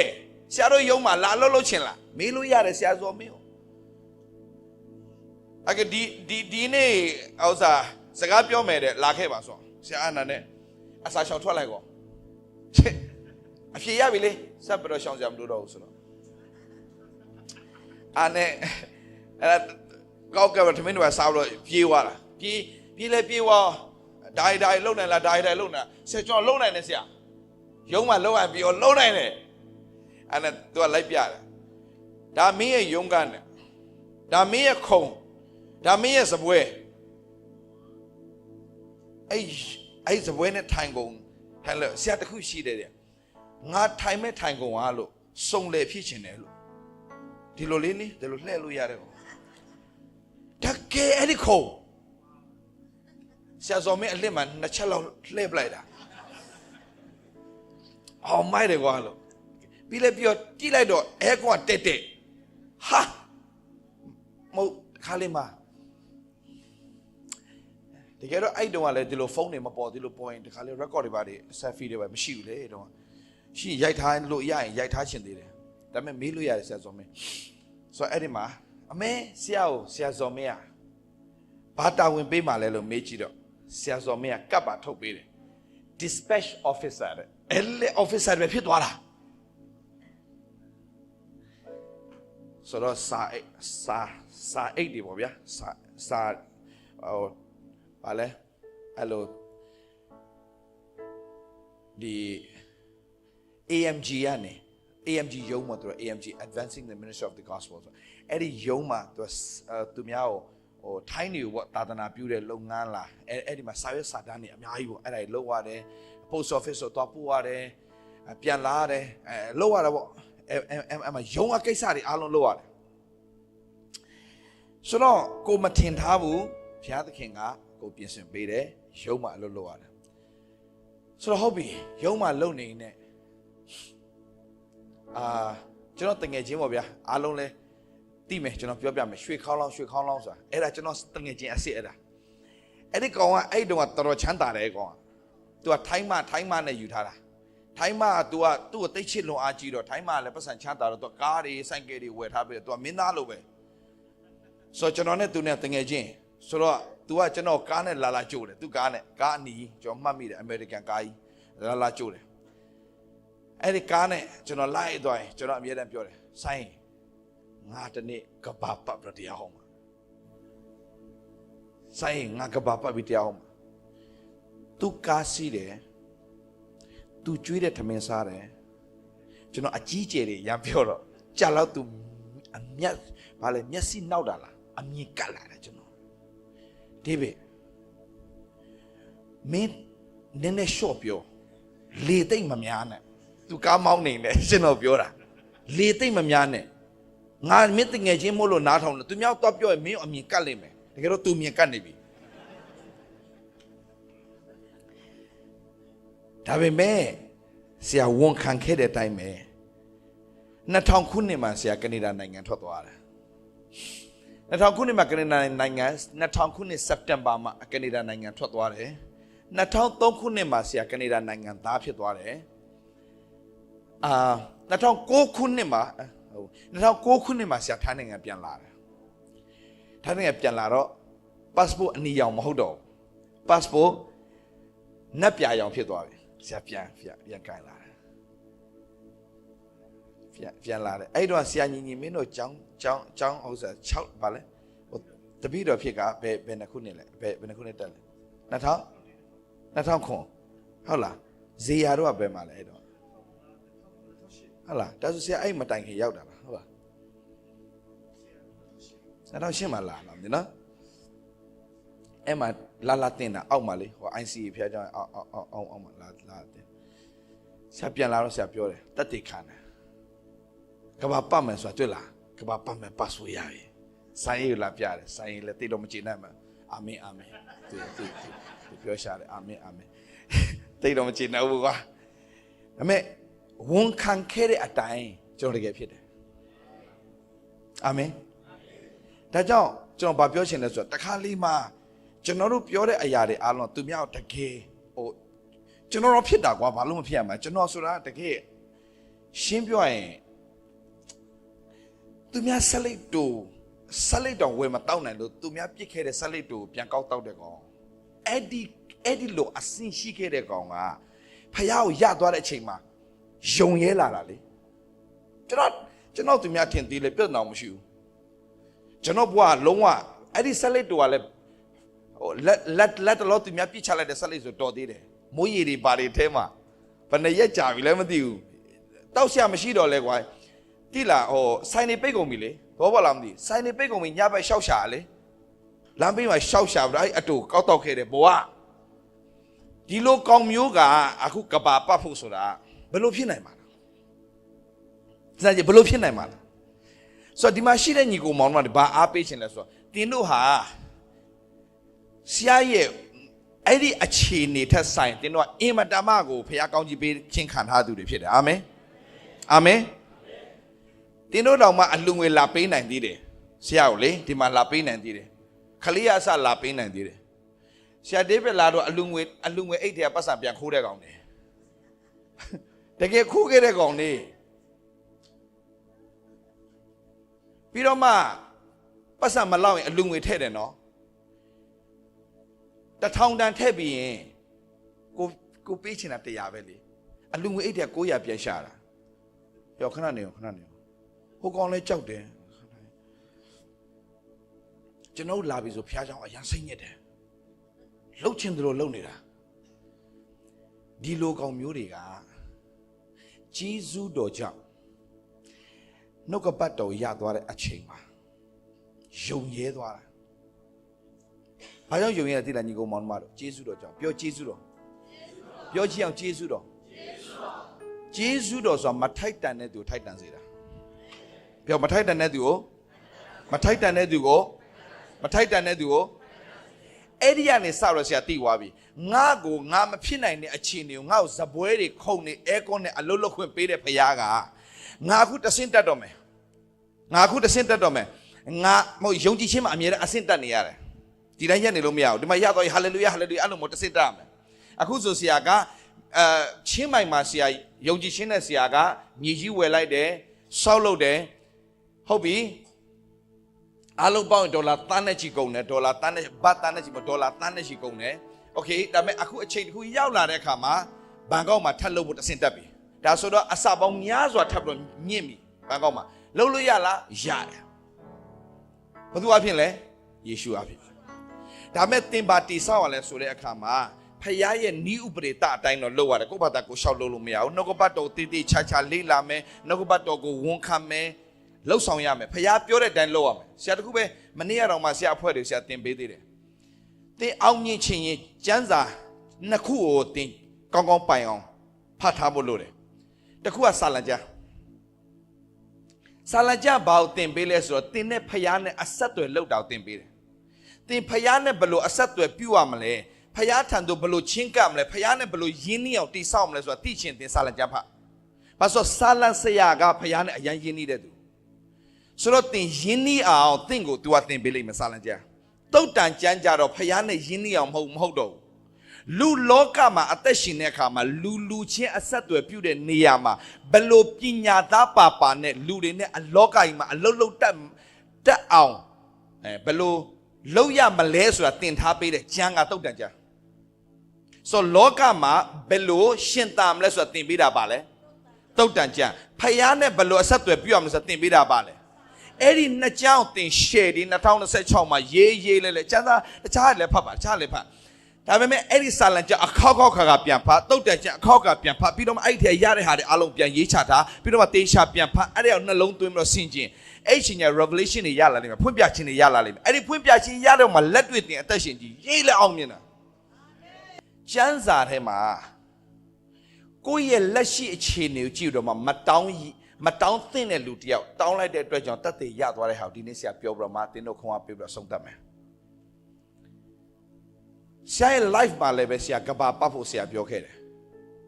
ကဘာပတ်တဲ့ခွင့်ဖျားရှင်ပြင်ဆင်ပေးတယ်အခုတဆင့်တက်ပြီးတော့ဆရာထပ်ပြောတယ်ငါကဘာပတ်တဲ့အဆင့်ပဲမဟုတ်တော့မြန်မာလူမျိုးတွေကဘာပတ်တာမြန်မာလူမျိုးတွေရှိတဲ့နေရာတွေမှာဆရာကဘာပတ်တာမဟုတ်ဘူးခုနိုင်ငံသားတွေလွှမ်းမိုးတဲ့သူမြန်မာပြည်ထဲသားထဲမှာမရှိသေးဘူးငါရှိရမယ်လို့လွန်ခဲ့တဲ့9 နှစ်ကဆရာစာအုပ်ထဲမှာရေးပြီးတော့ဝန်ခံခဲ့တယ်အခုဆရာမတ်လမှာဆရာဘရာဇီးမှာသွားတရားဟောရမယ်ပီရူးမှာသွားပြီးတရားဟောရမယ်ကိုလံဘီယာမှာသွားတရားဟောမယ်အဲ့ဒါတော့ဒီနှစ်ထဲမှာကိုလံဘီယာရှိတယ်ပီရူးရှိတယ်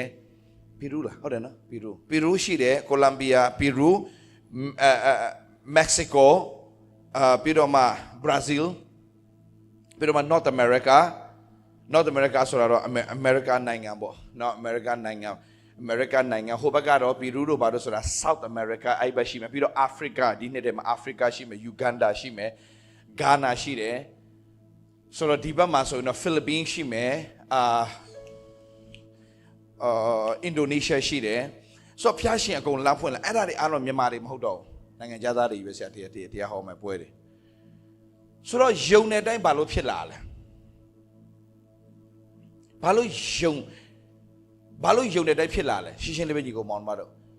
တင့်ကိုအဲ့တိုင်းယုံစေရှင်တဲ့ဖခင်ဒါပေမဲ့သင်ကဘာလို့မတောင်းရဲလဲဆိုတော့ကိုယ့်ရဲ့အခြေအနေကိုကြည့်တဲ့အခါမှာ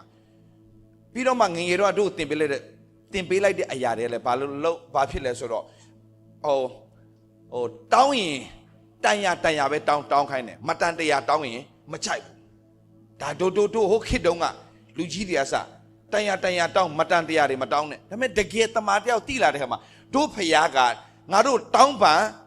ကြံစီတာထက်ထူးခြားစွာသောအမှုကိုပြုချင်တဲ့ဖခင်သင်ကိုဖခင်ကနည်းနည်းတောင်းတာကြိုက်တဲ့ဖခင်မဟုတ်ဘူးဖခင်သခင်ကတို့အတွက်ပြင်ဆင်ထားတဲ့အရာကလူမျက်စိနဲ့မမြင်နားဖြင့်မကြားစိတ်နှလုံးနဲ့မကြံစီနိုင်သေးတဲ့အရာတွေဖခင်ပြင်ဆင်ထားပြီးသားပြီးတော့မှထပ်ပြောတယ်ဖခင်ငါ့ကိုခေါ်လို့ငါထူးမယ်ကြီးသောအရာသင်မသိနိုင်အောင်နည်းနည်းတဲ့အရာတွေငါဖော်ပြရှင်တယ်ဖခင်သူဖော်ပြချင်တာက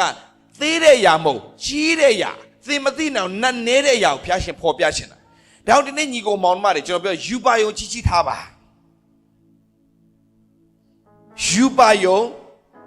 ကြီးထားပါဒီနေ့ပြန်သွားနဲ့တိအိမ်ရောက်တဲ့ခါမှာသင်စာအုပ်ပေါ်မှာရေးချထားပါဆရာကအင်္ဂလိပ်စကားမတတ်တော့ကြောင့်အဆက်ကွဲခဲ့ဘူးတယ် အဆက်ကွဲခဲ့မှုတဲ့အခါမှာအိမ်ပြန်ရောက်ချင်းမှာစာအုပ်ပေါ်မှာရေးချခဲ့တယ်ငါတနေ့အင်္ဂလိပ်လိုတရားဟောမယ်လို့အင်္ဂလိပ်စာကြအင်္ဂလိပ်စကားမတတ်လို့အဆက်ကွဲခဲ့တဲ့ကျွန်တော်ဒီအိမ်ပြန်ရောက်တာနဲ့အဲ့ဒီစာအုပ်ပေါ်မှာစရေးတာငါတနေ့အင်္ဂလိပ်လိုတရားဟောမယ်ပြောတဲ့အတိုင်းပဲအခုဟောရတဲ့အခွင့်ဘုရားခင်ပြင်ဆင်ပေးတယ်အချိန်တစ်ခုတော့လိုတာပေါ့အချိန်တစ်ခုတော့လိုတယ်အဲ့ဒီအချိန်ကလည်းပဲတိတ်မကြခြင်းတင်များများပြင်ဆင်တတ်ဖို့အရေးကြီးတယ်ဆိုတော့ဆရာကအင်္ဂလိပ်လိုတရားဟောချင်လို့ပြောတော့အင်္ဂလိပ်ကျမ်းစာမဖတ်ဘဲနေရင်တော့နည်းနည်းအချိန်ကြာတာပေါ့သင်ဘက်ကပြင်ဆင်ရတဲ့အပိုင်းပြင်ဆင်အချိန်တစ်ခုရောက်လာအခွင့်အရေးကိုပြင်ဆင်ပေးတာဖခင်အာမင်သင်ဘက်ကပြင်ဆင်တဲ့အပိုင်းကိုပြင်ဆင်အချိန်တစ်ခုရောက်လာရင်အခွင့်အရေးကိုပြင်ဆင်ပေးတာဖခင်ဟာလေလုယာဆိုညီကိုမောင်မတို့ယူပါအောင်ကြီးထားပါပြင်ဆင်ပါဆိုတော့ဆရာရေးခဲ့တယ်ငါတနေ့အင်္ဂလိပ်လိုငါတရားဟောမယ်ပြောတဲ့အတိုင်းဟောရတဲ့ခွင့်ကိုဘုရားပြင်ဆင်ပေးတယ်ငါကဘာပတ်မယ်အင်္ဂလိပ်လူမျိုးတွေရဲ့ဆက်ငါ့ကိုပြန်ခေါ်ဖိတ်ရမယ်အခုသူတို့ပဲပြန်ခေါ်ဖိတ်တယ်ပြီးတော့မှဆရာဆူတောင်းတာတစ်ခုရှိတယ်သူများခေါ်ဖိတ်ရင်လည်းပဲလို့ငါစိတ်နဲ့ပဲငါသွားမယ်ငါစိတ်နဲ့ပဲငါတဲမယ်အခုဘရာဇီးသွားတဲ့ခါမှာဘရာဇီးကဘာပြောဆိုမင်းရဲ့အဖွဲ့တွေတော့ငါတို့တာဝန်မယူနိုင်ဘူးပေါ့တဲ့ဒါပေမဲ့မင်းအတွက်တော့ငါတာဝန်ယူမယ်ပြောလိုက်တယ်သူတို့ငါအတွက်လည်းတာဝန်ယူစရာမလိုဘူးလို့ငါအတွက်လည်းပဲငါဖတ်တာပဲငါပေးမယ်ငါအဖွဲ့တယ်လည်းငါဖတ်တာပေးတော့ငါလာခဲ့မယ်လို့ဘာပြီးတော့ထပ်ပြောလိုက်တယ်ငါကမြန်မာပြည်ကိုစားပြုလို့လာတာဖြစ်တဲ့ကြောင့်မင်းတို့နိုင်ငံကမြန်မာပြည်အပြင်ကောင်းကြီးဖြစ်တယ်ဆိုတာတတ်သိရဖို့ငါလာတာဖြစ်တယ်လို့အာမင်ဆိုမြန်မာပြည်သားထဲမှာပထမဆုံးနိုင်ငံသားတွေထဲမှာထိုးဖောက်ပြီးတော့မှအောင်မြင်မဲ့သူကဆရာဒေးဗစ်လားဖြစ်တယ်အာမင်ဆိုတော့ယုံရဲဖို့အရေးကြီးတယ်ယုံနိုင်တဲ့သူဖြစ်ဖို့ဘုရားလို့တော့ရှိတယ်အာမင်ဆိုတော့ဒီနေ့မှာဒီမှာရှိတဲ့ညီကိုမောင်တွေတင်းတို့ကအခုချိန်မှာတင်းတို့ဟလာရတဲ့အလုပ်လုပ်တာလည်းဖြစ်မယ်အစင်မပြေတဲ့သူလည်းရှိမယ်အစင်နဲ့ပြေတဲ့သူလည်းရှိမယ်ဘာတွေပဲဖြစ်ဒီထက်တာ၍ကြီးမားသောမင်္ဂလာဘုရားတင်းတို့အတွက်ဘုရားပြင်ဆင်ထားတယ်ဆရာယုံကြည်တယ်အာမင်ဒီထက်တာ၍ကြီးမားသောမင်္ဂလာနောက်ဆုံးပြတင်းတို့ကိုယ်ပိုင်လုပ်ငန်းရတဲ့သူတယောက်တည်းဖြစ်လာလိမ့်မယ်ကိုယ်ပိုင်လုပ်ငန်းခင်ဗျာမမှန်ရဲဘူးမှားမယ်စပါတော့ကိုယ်ပိုင်လုပ်ငန်းပြောရကိုယ်ပိုင်လုပ်ငန်းသူများစီမှာအလွတ်လုပ်တဲ့အဆင့်ရတယ်သူများကတင်းတို့စီမှာပြန်လာအလွတ်လုပ်တဲ့သူတွေဖြစ်ရမယ်အာမင်တင်းတို့ယုံရဲလားယုံရဲရင်ဒီတရားဟောပွဲပြီးတာနဲ့တင်းရဲ့ဖုန်းထဲမှာပဲဖြစ်အိမ်ပြန်စာအုပ်ကပျောက်တတ်တယ်ဖုန်းလည်းပျောက်တတ်တာပဲဒါပေမဲ့မပျောက်တဲ့တစ်ခုမှရေးထားဆရာရေးခဲ့တဲ့အရာတွေအကုန်ပြည့်စုံတယ်အမေကိုလို့ငါလှုပ်ကြွေးချင်တယ်လို့ကျွန်တော်အမေကျွန်တော်လှုပ်ကြွေးရတဲ့ခွင့်ဘုရားခင်ပြင်ဆင်ပေးတယ်ငါကဘာပတ်မယ်ပါရခွင့်ဘုရားရှင်ပြင်ဆင်ပေးတယ်နောက်တစ်ခုကတော့ဆရာမပြောလို့မဖြစ်လို့ဆရာမပြောတဲ့ဟာရှိတယ်အဲ့ဒါတွေအကုန်ဖြစ်လာတယ်ဆိုတော့ဆရာတင်းတို့ခွန်အားပေးရှင်တဲ့အရာတစ်ခုကဓမ္မအရာဆိုမဟုတ်ရာဇ First Chronicle ကပါလားရာဇဝင်ကျုပ်ပထမဆောင်အခန်းကြီး4အငယ်9ကိုတွားရအောင်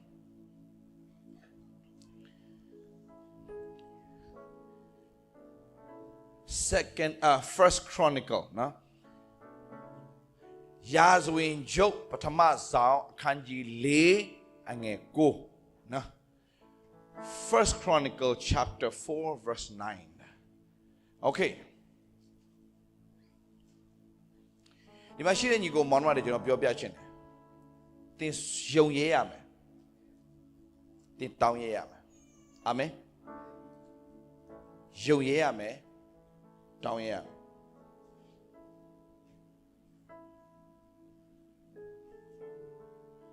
ဆရာဒေးဗစ်လာရဲ့ဘဝမှာအခုဆိုရင်မဖြစ်နိုင်တာမရှိတော့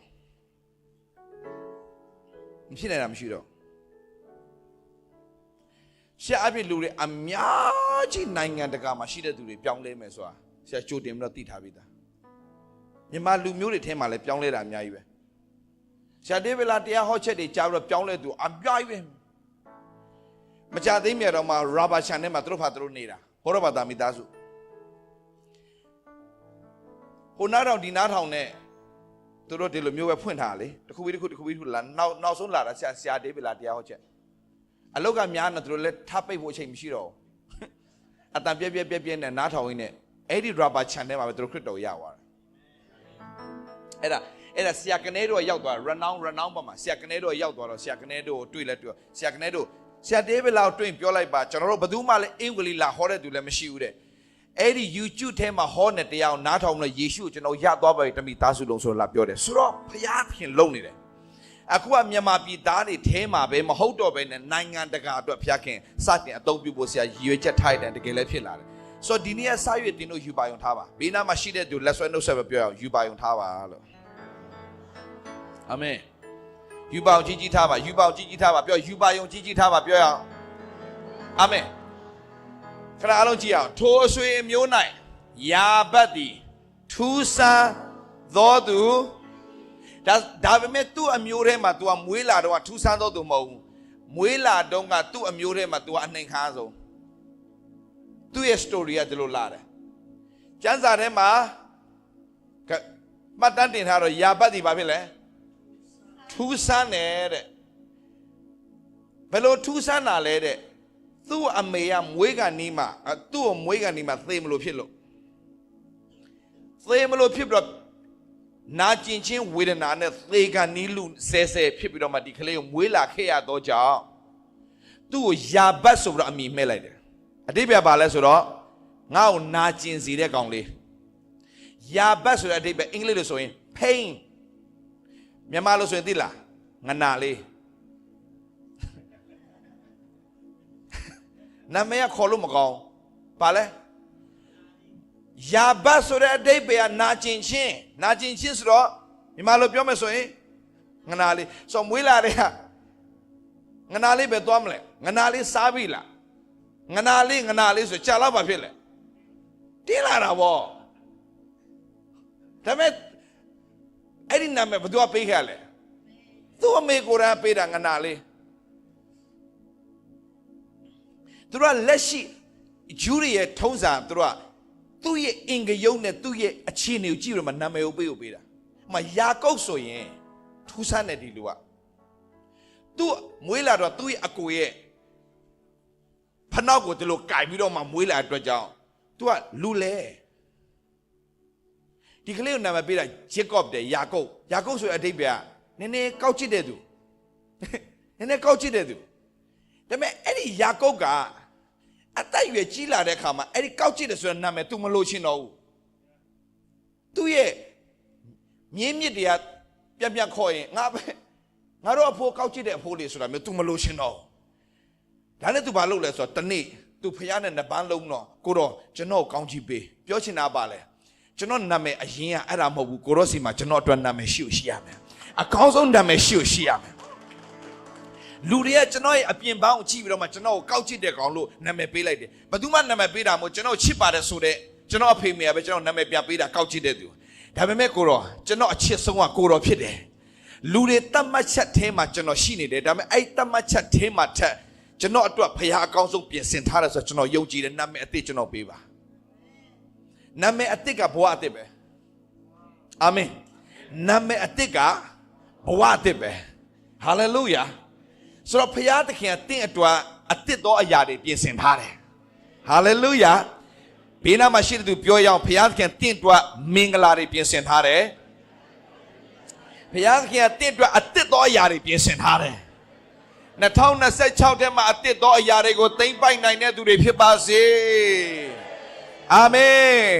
2026ထဲမှာအသစ်သောအရာတွေသိမ့်ပိုက်ရတဲ့သူတွေဖြစ်ပါစေဟာလေလုယာသိမ့်ပိုက်နိုင်မယ်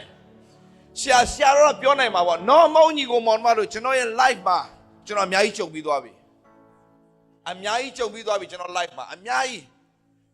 ကျွန်တော်မပြောချင်လို့ကျွန်တော်ကြုံရတဲ့အရာတွေအများကြီးမကြည့်ထိုးဆွေမျိုးနဲ့ယာပတ်တွေဘာဖြစ်လဲထူးဆန်းတယ်ဘာလို့လဲသူ့အမေကသူ့ပြင်းပြစွာမွေးရတယ်ဆိုတော့သူ့ကိုဘာနာမည်ပေးလိုက်လဲငနာလေးငနာလေးလောင်းငနာလေးတတ်နိုင်သူလည်းပဲငနာလေးဖြစ်ချင်တော့သူ့ကိုမွေးတဲ့ခြံနဲ့စပြီးတော့စီးပွားရေးမကောင်းတော့ဆင်းရဲသွားတယ်ဒါနဲ့မိသားစုကဘာပြောလဲငါတို့စတော့အဆင်ပြေတယ်နေ့ကမွေးမှသေကနီးလည်းဖြစ်ရတယ်စီးပွားရေးလည်းအကုန်လုံးထိုးကြတယ်နေ့ကကောင်းကြီးမရှိဘူးငါတို့တို့ တခုဖြစ်လာရင်ကောင်းကြီးမရှိဘူးကောင်းကြီးမရှိဘူးအဲ့တော့တင်လက်ခံစရာဘာကြောင်းမှမရှိဘူးသူများဘာပြောပြောတင်လက်ခံစရာဘာကြောင်းမှမရှိဘူးဖခင်သခင်တင်ကိုသိချစ်တယ်ဖခင်အာမင်နီးရလေစနေသားလို့မပြောရဘူးဘာလဲနေတက်ရေတက်လားအဲ့ဒါရှိရမလားနေတက်ရေတက်စနေသားဘာမှမဆိုင်ဘူးဘာမှမဆိုင်ဘူးသူများနဲ့မတူတဲ့အတွေ့အကြုံတင့်မှာရှိရင်သူများနဲ့မတူတဲ့ကောင်းကြီးရှိတယ်အာမင်သူများနဲ့မတူတဲ့အတွေ့အကြုံရှိရင်သူများနဲ့မတူတဲ့ကောင်းကြီးရှိတယ်အာမင်ဟာလေလုယာဆိုတော့ယာဘတ်ကโอเคယာဘတ်ကထူးဆန်းနေတယ်ဘာဖြစ်လို့သူ့ရဲ့လက်ရှိအခြေအနေကတယောက်မှသူ့အကောင်းမပြောဘူးတင်းကိုသူများတယောက်မှအကောင်းမပြောလဲတင်ကျူးဆိုင်စရာအကြောင်းမရှိဘူးတင်းကိုသူများအကောင်းမပြောလဲငါမကောင်းဘူးလို့တင်းကိုတင်တတ်မှတ်စရာဘာအကြောင်းမှမရှိဘူးတင်းကိုအမြဲတမ်းအကောင်းပြောတဲ့ဖခင်ရှိတယ်တင်းကိုအမြဲတမ်းနာမည်နဲ့ခေါ်ပြီးတော့မှကောင်းကြီးပေးတဲ့ဖခင်ရှင်ဖြစ်တယ်နတ်တိုင်းမှာဂုဏတစ်ကိုပြင်ဆင်ပေးတဲ့ဖခင်ရှင်ရှိတယ်အာမင်တင်းတို့အကောင်းဆုံးကိုပြင်ဆင်ထားတဲ့ဘုရားခင်ရှိတယ်ယုံကြည်တဲ့သူအာမင်ထုပေးရအောင်ဟာလေလုယာအာမင်ယုံကြည်အောင်ညီကိုမောင်မတို့ယုံကြည်အောင်ကျွန်တော်တို့မယုံလို့မရခဲ့တဲ့အရာတွေအများကြီးရှိတယ်ယုံလို့ယုံမှမနောင်မသိဘူးဟေးဒီမှာညီကိုမောင်မတို့ကျွန်တော်ဘွားတွေဘာလို့မတိုးတက်သလားချီးမွမ်းသင့်တဲ့တိုင်တို့မချီးမွမ်းရင်ကောင်းကြီးမရှိဘူးပြန်ပြောမယ်ချီးမွမ်းသင့်တဲ့အတိုင်းသင်မချီးမွမ်းတတ်ရင်မင်္ဂလာမရှိဘူးသင်မိသားစုမှာသင်အသက်တာမှာချီးမွမ်းသင့်တဲ့အရာကိုချီးမွမ်းရမယ်ဥမာသင်ဘယ်နှခါမျက်လုံးအတွက်ချီးမွမ်းလဲမျက်လုံးမှုံသွားမှသင်ဖျားဆုတောင်းမဲ့အစားမြင်နေရတဲ့အချိန်မှာသင်နေ့တိုင်းချီးမွမ်းတတ်တဲ့သူဖြစ်ပါစေအာမင်ပြီးတော့သင်နေ့တိုင်းရိုင်းသွားရင်ခွင့်လို့စီးသွားတဲ့ချိန်ထဲမှာသင်ဘယ်နှခါကြီးလို့ချီးမွမ်းဘူးလဲမေးလို့မရဘူးစီးမသွားနိုင်လို့ကြောက်တယ်နေလို့ငိုတဲ့သူတွေအော်တဲ့သူတွေအများကြီးရှိတယ်မှာနေ့တိုင်းမနှက်ဆိုထားတာနဲ့စီးသွားနိုင်တဲ့အခွင့်အရေးကျေးဇူးတော်တင်ပနကစီးသွားတဲ့ခါမှာကြီးတော့ချီးမွမ်းလဲမချီးမွမ်းနိုင်ရင်ဖုန်းလေးပို့မရဘူးအိမ်သားတိုက်ဖုန်းလေးကပါတော့အိမ်သားတိုက်ကြီးတော့ချီးမွမ်းပါဖုန်းနဲ့လေချီးမွမ်းမယ်စာဖုန်းကြည့်ပြီးတော့အချိန်ကုန်တာအဲ့ဒါမဟုတ်ဘူးနော်တင်ချီးမွမ်းတင်းဒီတိုင်းတင်မချီးမွမ်းရင်တင်းတွာမင်္ဂလာမရှိဘူး2026မှာစတင်လို့မင်္ဂလာတွေရယူမယ်အာမင်အာမင်ချီးမွမ်းတင်းဒီတိုင်းတို့ချီးမွမ်းမယ်ဟေးယောဂဖြစ်မှဆူတောင်းမဲ့အစားကောင်းနေတဲ့အချိန်မှာအဲ့အတွက်ချီးမွမ်းရင်အဲ့ဒီဟာမင်္ဂလာအရန်ရှိတယ်အာမင်ကြောက်ကတတ်တင်ယေရှုတော်နေ့တိုင်းချီးမွမ်းတဲ့ကြောက်ကယောဂမဖြစ်เสียအောင်ကြောက်တာဝင်ယူတယ်မကြားမှာဆိုလို့ပြန်ပြောမယ်ကြောက်ကအတွက်ချီးမွမ်းတတ်ရင်ကြောက်ကယောဂဘယ်တော့မဖြစ်เสียအောင်နှလုံးအတွက်တင်ချီးမွမ်းတဲ့နှလုံးယောဂဘယ်တော့မှမဖြစ်เสียအောင်မျက်လုံးအတွက်ချီးမွမ်းရင်တင်ဘယ်တော့မှမျက်စိမမှုံသွားစေရဘူးအသေးအတွက်တင်ချီးမွမ်းတဲ့အသေးယောဂမဖြစ်เสียအောင်ဘာဖြစ်လို့လဲမိကျေးဇူးတော်ပေါင်းကိုမမေ့လျော့နေတဲ့တင့်အပြစ်အလုံးစုံကိုဖြစ်လို့ရတင့်အနာယောဂရှိသမျှကိုပျောက်စေပြီးလို့ပြောတဲ့ဘုရားရှင်ဖြစ်တာတင်ချီးမွမ်းခြင်းချီးမွမ်းတဲ့တိုင်တို့မချီးမွမ်းခြင်းอ่ะတို့မင်္ဂလာတွေမရှိဘူးကျမ်းမာခြင်းရနေတယ်ယေရှုတော်မဟုတ်ဘူးလားဟုတ်ဘူးလားပြောမြင်နေရတယ်ယေရှုတော်မဟုတ်ဘူးလားမမြင်ရတဲ့သူတွေအများကြီးနော်တို့အိယာထားခါမှာယေရှုတော်မဟုတ်ဘူးလားဒါပေမဲ့အိယာမထားတဲ့သူတွေအများကြီးလေဖြတ်သွားတဲ့ကောင်တွေအများကြီးအိမ်နေနဲ့လေဖြတ်သွားသူတွေအများကြီးအိမ်နေရင်းနဲ့ပြန်မထတဲ့သူတွေအများကြီးအဲ့ဒီမှာတို့ပြန်ထနေရတာကိုဒီယေရှုတော်မချီးမွမ်းလို့မရဘူးနေ့ရက်စင်တိုင်းမှာတဲ့သူ့အလိုလိုဖြစ်နေတာတခုမှမရှိဘူးတဲ့အဲ့ဒါတွေအားလုံးဖျားလုတ်ပေးတော့မင်းမြင်ပြီးတော့ချီးမွမ်းတတ်ရင်တဲ့နေ့ရက်စင်တိုင်းမင်္ဂလာကြီးပဲတဲ့2026မှာမင်္ဂလာတွေရယူဖို့အတွက်တို့ပြင်ဆင်ရအောင်အာမင်အာမင်အသေးအတွက်တင်ချီးမွမ်းတိုင်းအသေးယောဂမဖြစ်စေအောင်မယုံစားလို့ကြည့်ချီးမွမ်းတဲ့တိုင်မချီးမွမ်းတဲ့အခါမှာအဲ့ဒီကောင်စာရဝင်ရတကပောက်ဖြစ်နေတယ်ချီးမွမ်းထားရင်ဖျားကွယ်ကာထားတယ် come on ချီးမွမ်းထားရင်ကွယ်ကာထားတယ်ဖျားကတဲ့သားသမီးတို့တင်ချီးမွမ်းတိုင်အဲ့ဒီခလေးတွေကဘယ်တော့မဆိုးဝါးစေရဘူးရှင်တို့အဲ့ခလေးတွေကိုဆဲနေမယ်အစားတင်ဖျားခင်ပေးထားတဲ့ခလေးတွေယေရှုတင်တယ်တင်ချီးမွမ်းအဲ့ခလေးတွေကတင်အစင်တစိုက်ကြီးဝါတိုးတက်လာလိမ့်မယ်ဟာလေလုယာပေးထားတဲ့ခန္ဓာကိုယ်တွေတင်ကြီးတော့ချီးမွမ်းတတ်မယ်မြင်ရတဲ့မျက်လုံးဝါနေရတဲ့သွားချီးမွမ်းတတ်မယ်အဲ့ဒါဆိုခိုင်ခတ်မယ်သွားတယ် အာမင်လက်နှစ်ဖက်လှုပ်ရှားနိုင်တယ်ဆရာ2010ခုနှစ်မှာ2010လား17လားမသိဘူးဆရာနဲ့ဆရာစံပီးနဲ့တွားပြီးတော့အဲ့တော့ဆရာစံပီးကတော့ချင်းဆိုတဲ့ချင်းအမှုတော်ဆောင်ဖြစ်သေးဘူးဆရာအဲ့တော့2017မှာဒိမမှာတရားသွားဟောတဲ့ချိန်မှာသူ့ဦးလေးကသူ့ကိုဖုန်းဆက်လာတယ်စံပီးရဲ့တဲ့ငါကိုစားမင်းလက်မြောက်ပြီးတော့ချီးမွမ်းပေးပါတဲ့ဘာလို့ဆိုသူ့ဦးလေးလေးဖြတ်သွားပြီလေးတချမ်းဖက်သွားပြီငါလက်မမြောက်နိုင်တော့ဘူးတဲ့ငါကိုစားလက်မြောက်ပြီးတော့ချီးမွမ်းပေးပါတင်လက်မြောက်လို့ရနေရှိမှာဘုရားသခင်ဘာလို့လက်ခုပ်တီးပြီးတော့မှလက်ပြောက်တော့မချီးမွမ်းနိုင်ရမှာလဲအာမင်ဟာလေလုယာအိုးခြေတော်နှစ်ဖက်လမ်းလျှောက်နိုင်နေတဲ့အချိန်မှာဘုရားကိုကြီးလို့ချီးမွမ်းဒီခြေတော်နှစ်ဖက်အတွက်ကြီးလို့ချီးမွမ်းတတ်ရမယ်တင်ချီးမွမ်းတိုက်မင်္ဂလာကြီးပဲချီးမွမ်းတိုက်ရင်မင်္ဂလာကြီးပဲပြီးတော့တင်းရဲ့အနာကောက်တင်ဘယ်နှခါကောင်းကြီးပေးဘူးလဲပြောတင်းရဲ့အနာကောက်ဘယ်သူမှကောင်းကြီးပေးဖို့ထိုင်မဆောင်နဲ့ဘယ်ဆရာမှကောင်းကြီးကိုထိုင်မဆောင်နဲ့တင်းအနာကောက်တင်းကိုယ်တိုင်ကောင်းကြီးပေးခွင့်ဘုရားပေးထားတယ်အာမင်ဆိုတော့တင်ပါပြောမလဲ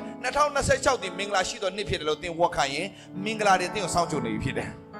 အာမင်2026ဒီမင်္ဂလာနဲ့ပြည့်တဲ့နှစ်ဖြစ်လို့တင်ဝတ်ခံရင်မကြာခင်မှာမင်္ဂလာတွေတင်မြင်တွေ့ရလိမ့်မယ်အာမင်နေ့ရက်စနေမှာတင်မနက်ထနဲ့2026ဒီမင်္ဂလာနဲ့ပြည့်တဲ့နှစ်ဖြစ်တယ်ကျမ်းမာခြင်းနဲ့ပြည့်တဲ့နှစ်ဖြစ်တယ်သူမြောက်ပေးကနိုင်တဲ့နှစ်ဖြစ်တယ်သူမြောက်မဆနိုင်တဲ့နှစ်ဖြစ်တယ်ဒီလိုချီးမွမ်း2026မှာတင်ရေတွက်ထားကြည့်သူမြောက်ပေးတဲ့ဟာဒီတင်ဝင်ငွေထပ်ပိုရများတဲ့မင်္ဂလာတွေသူမြောက်စီးစင်းတာတင်မြင်တွေ့ရလိမ့်မယ်အာမင်ယုံကြည်တဲ့သူအာမင်ထုပေးအောင်အာမင်ဆိုပါလားတိလားတင်သဘောတူတဲ့ကြောင့်ဖခင်စကားကိုသဘောတူတဲ့အတွက်ကြောင့်မင်္ဂလာတွေစီးစင်းကိုစီးစင်းတယ်အာမင်ထုဖို့လုံးဝအာမနာနဲ့မရှက်နဲ့အာမင်ဒါဖခင်အိမ်တော်မှာရှက်စရာဘာအကြောင်းမှမရှိဘူးအားရပါရပဲအာမင်ဘောလုံးပွဲမှာတော့မှအားရပါရကားခုံသေးတာပဲဒီမှာပူတော်မှကားခုံတက်ဖို့အရေးကြီးတယ်အဲချီးမွမ်းတဲ့ချီးမွမ်း2026ကထူကိုထူရှာမယ်ကျွန်တော်အာမခံရတယ်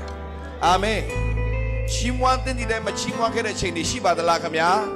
မေ့လျော့ခဲ့တဲ့ချိန်တွေရှိပါသလားနောက်ကဘတော့ဘာပြောလဲဂျေဇုတော်ပေါင်းကို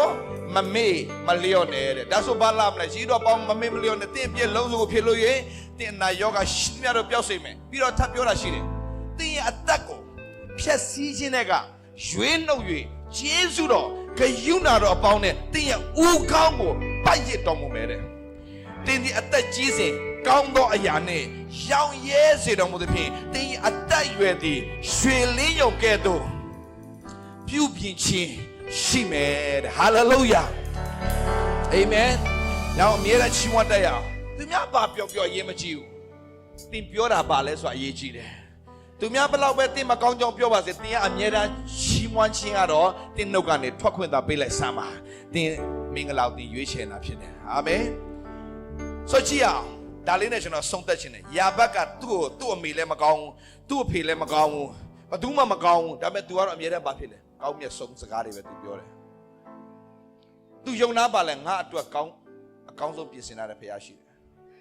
ဒီနေ့ဒီမှာရှိတဲ့မိသားစုအလုံးချုပ်ပြောပြမယ်သင်အခြေအနေပါတွေပဲမကောင်းပါစေသင်အတွက်ဖခင်အကောင်းဆုံးပြင်ဆင်ထားတယ်ပြောကြည့်အောင်သင်အတွက်အကောင်းဆုံးပြင်ဆင်ထားတယ်ဖခင်မရမှာဆိုလို့ပြန်ပြောမယ်သင်အတွက်ဖခင်ရှင်အကောင်းဆုံးပြင်ဆင်ထားတယ်ဟာလေလုယာယုံကြည်အောင်သင်အတွက်ဖခင်ရှင်အကောင်းဆုံးပြင်ဆင်ထားပြီးသွားပြီ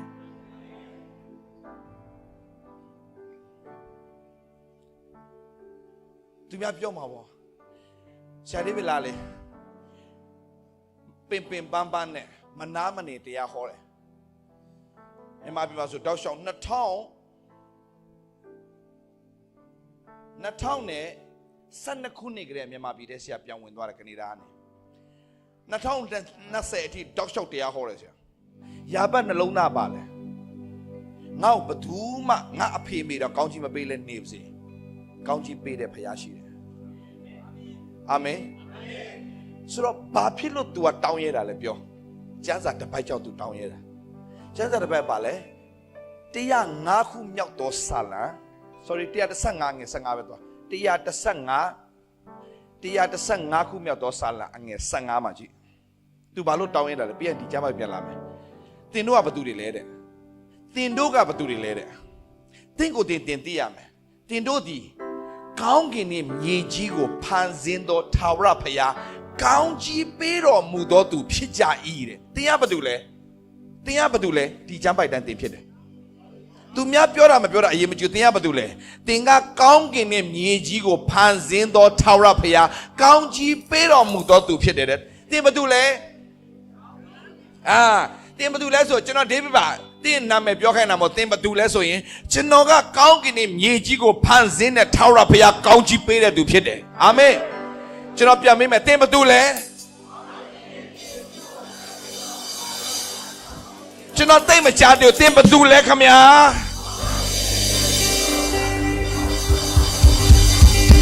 ဟာလေလုယာကျူးလူမျိုးတွေကမနက်တိုင်းမှာတို့ဘာပြောလဲကျွန်တော်တို့ဒီကောင်းကင်နဲ့မြေကြီးကိုဖန်ဆင်းတဲ့ထာဝရဘုရားကောင်းကြီးပေးတဲ့သူဖြစ်တယ်လို့မနက်တိုင်းကြွေးကြော်တယ်တင်လဲကြွေးကြော်ကြည်စမ်းမှာတင်ဒီလဲဒီမင်္ဂလာကိုဂျူးပဲရတာမို့တင်လဲရတယ်ဘသူအဖြစ်လဲယေရှုအဖြစ်ယေရှုအဖြစ်ဂျူးတွေရတဲ့မင်္ဂလာတင်ရတဲ့ခွင့်ဖျားခဲ့ပေးလိုက်ပြီအာမင်ဟာလေလုယာအဲ့တော့ကျွန်တော်ပြန်မေးမယ်နောက်ဆုံးတင်ဘသူလဲခင်ဗျာ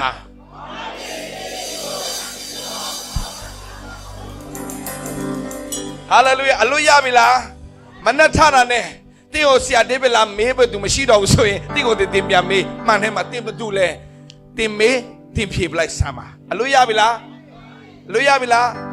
ပိတ်မယ်သမီးလေးပိတ်မယ်โอเค MCA ပဲရှိတော့တယ်အခုမင်းโอเคတင်ဘသူလဲ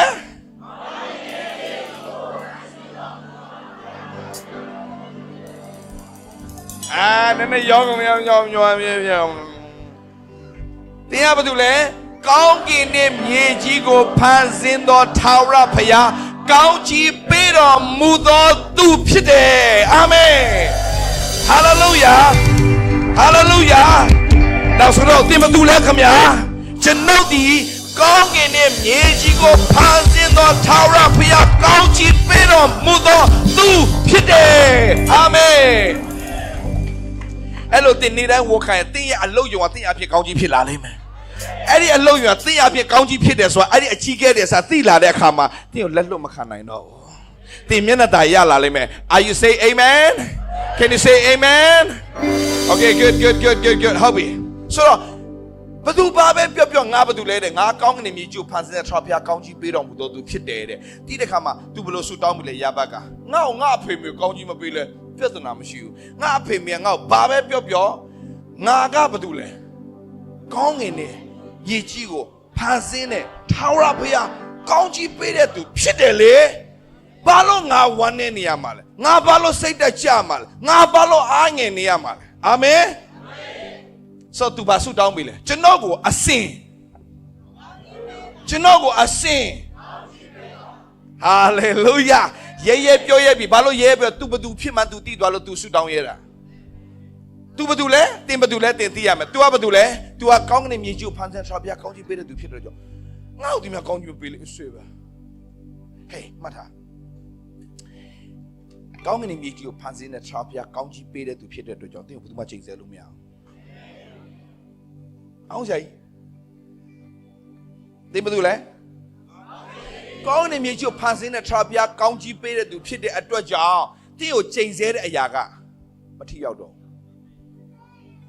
ခမောင်းမထီရောက်တော့ပြောမထီရောက်တော့2026မှာတင်မင်္ဂလာစပြီဘေးနားမှာရှိတဲ့သူလက်စွမ်းတစ်ဆက်ပြောရအောင်မင်္ဂလာရှိတဲ့သူနားမှာထိုင်ရတာကျွန်တော်ဝမ်းသာပါတယ်ဗျာလို့အာမင်ဟာလေလုယာအာမင်ဘာလို့ယာဘက်ကရဲဆုတောင်းရဲလဲ तू ကကောင်းကင်မြေကြီးကိုဖန်ဆင်းတယ်ထာဝရကောင်းကြီးပေးတဲ့သူဖြစ်တယ်လေ तू သိသွားပြီလေတင်သိပြီလားခုတင်မသူလဲတင်သိပြီလားစိတ်တကြသေးလားစိတ်ပြတ်သေးလားအားငယ်သေးလားဘာမှအားငယ်စရာမလိုတင်းကိုကောင်းကြီးပေးတဲ့ဘုရားကဘယ်ရဘုရားလဲကောင်းကင်နဲ့မြေကြီးကိုဖန်ဆင်းတဲ့ဘုရားကြီးကတင်းကိုကောင်းကြီးပေးတာစပြီမင်္ဂလာစပြီနှုတ်ကနေနေတဲ့မနက်ထနဲ့ငါဒီကောင်းကင်မြေကြီးကိုဖန်ဆင်းထားပြကောင်းကြီးပေးတဲ့သူဖြစ်တော့တင်းဝန်ခိုင်းအဲ့ဒီမင်္ဂလာတွေကအရှင်းအနောက်တောင်ပြကနေတင်းစီစဉ်လာတင်းမြင်တွေ့ရလိမ့်မယ်မကြခင်မှာတ ခါမှအဆက်အသွယ်ပြတ်တဲ့တငယ်ချင်းကပြန်ခေါ်လာလေဟဲ့တငယ်ချင်းနေပဲရောက်လာလေနေနဲ့ငါတွဲပြီးအလုံးလုံးရှင်နေအဲ့ဒါလာလိမ့်မယ်အတန်မယုံထင်လို့လားစတင်တဲ့အဲ့တိုင်းဝန်ခံကြည့်စလိမ့်မယ်အာမင်โอเคကျွန်တော်အစဉ်ကောင်းကြည့်ပဲကျွန်တော်နေရာရက်ကိုကျယ်ဝန်းစေပါပြီးတော့မှလေလူဆိုတာပြောင်းလဲတတ်တယ်ဗျအိတ်ဖောင်းရင်အဲ့လိုမဖြစ်ရလဲတခါတည်းကိုတော့ကွဲကာပါတယ်သူဆူတောင်းတာလေလူလေသူကကျွန်တော်အစဉ်ကောင်းကြည့်ကျွန်တော်နေရာရက်ကိုကျယ်ဝန်းစားကျွန်တော်ဘေးဥပနောက်ဆက်နေကင်းလို့ပါမိကြောင်လက်တော်ဒီဘေးဥပနောက်ဆက်ဆိုသိလားမလားသူများဘယ်လောက်နောက်ဆက်တင်စိတ်မပိုင်ဘာမှမဖြစ်ဘူးသူကသူသိတယ်အိတ်ဖောင်းရင်စိတ်ပြောင်းတဲ့ဆိုသိတဲ့ခါမှာအဲ့ဒီထဲမှာကျွန်တော်မပါတော့ဘူးအဆုံးတိုင်အောင်ကိုတော့ကွယ်ကာမှုအောက်မှာပဲကျွန်တော်နေပြီးတော့သွားခြင်းတယ်အာမင်ဟာလေလုယာဘုရားခင်ကျွန်တော်ကွယ်ကာပါမာနမကြည့်တော့ဘူးကိုတော့ကွယ်ကာပါနှိမ့်ချတဲ့အတ္တတာဖြစ်ဖို့မာစားပါမာနကြီးတာနဲ့အောက်ခြေလို့ပဲဒုက္ခရောက်တတ်တယ်ဆိုအမြဲတမ်းနှိမ့်ချတတ်ခြင်းကိုသင်ပေးပါကိုတော့ကွယ်ကာမှုအောက်မှာပဲကျွန်တော်နေခြင်းတယ်ကိုတော့ကွယ်ကာပေးပါဘသူရဲ့လက်ထဲမှာမဖြစ်ပါစေနဲ့ကိုတော့လက်ထဲမှာထားလဲကျွန်တော်ကွယ်ကာပေးပါဒီသုံးချက်ကိုဒီ2026မှာနေတိုင်းဝန်ခံမယ်တင်ဒီကောင်းကင်မြေကြီးကိုဖန်ဆင်းတဲ့ထရာပြကောင်းကြီးပေးတဲ့သူဖြစ်တဲ့အတွက်ကြောင့်တင်ရဲရဲတောင်းလို့ရသွားပြီကျွန်တော်အစဉ်ကောင်းကြီးပေးပါပြောရအောင်ကျွန်တော်အစဉ်ကောင်းကြီးပေးပါဟာလေလုယာဒီအတင်တော်ဒီလဲတစ်နှစ်ပြည့်ဖျားခင်မဆခဲ့ပြီတစ်နှစ်ကနေစပြီးတော့နှစ်ပေါင်းမြောက်များစွာမှာဒီနေရာမဆနိုင်လောက်ချက်ထွင်ပြီးတော့မှဟာလေလုယာဒီနေရာကြီးကတကယ်ကိုယုံကြည်သူတွေနဲ့ပြည့်ပြီးတော့မှ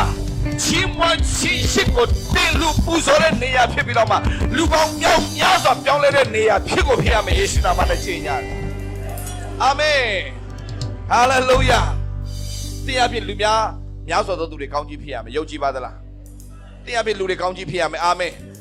တင်မိသားစုထဲမှာတင်ဒီတခါမှမရဘူးတဲ့မင်္ဂလာကိုရရှိတဲ့သူဖြစ်လိမ့်မယ်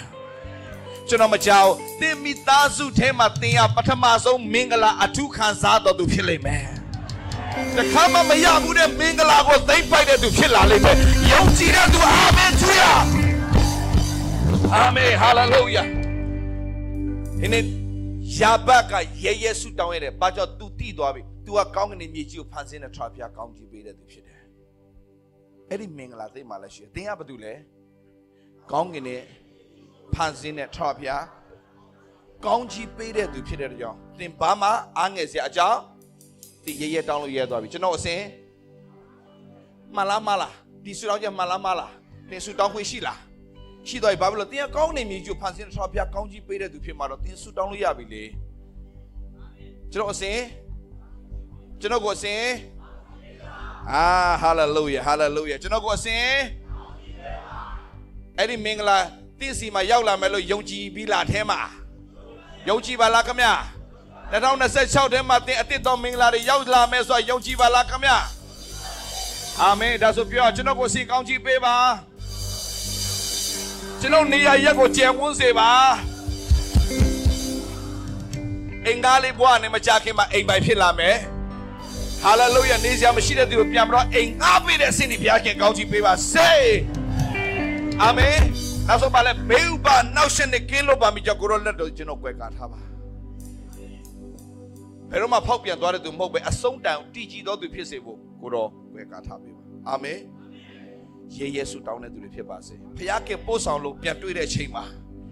တက်တဲ့ခံချက်ပေါင်းမြောက်များစွာနဲ့ထူးခြားသောမင်္ဂလာတွေနဲ့သင်မိသားစုတွေအမျိုးအဆွေတွေမှာတခါမှမရဘူးတဲ့မင်္ဂလာကိုရရှိတော်သူတွေဖြစ်ပြီးဖြစ်ကြောင်းယေရှုနာမနဲ့ကြေညာပေးလိုက်ပါ၏အာမင်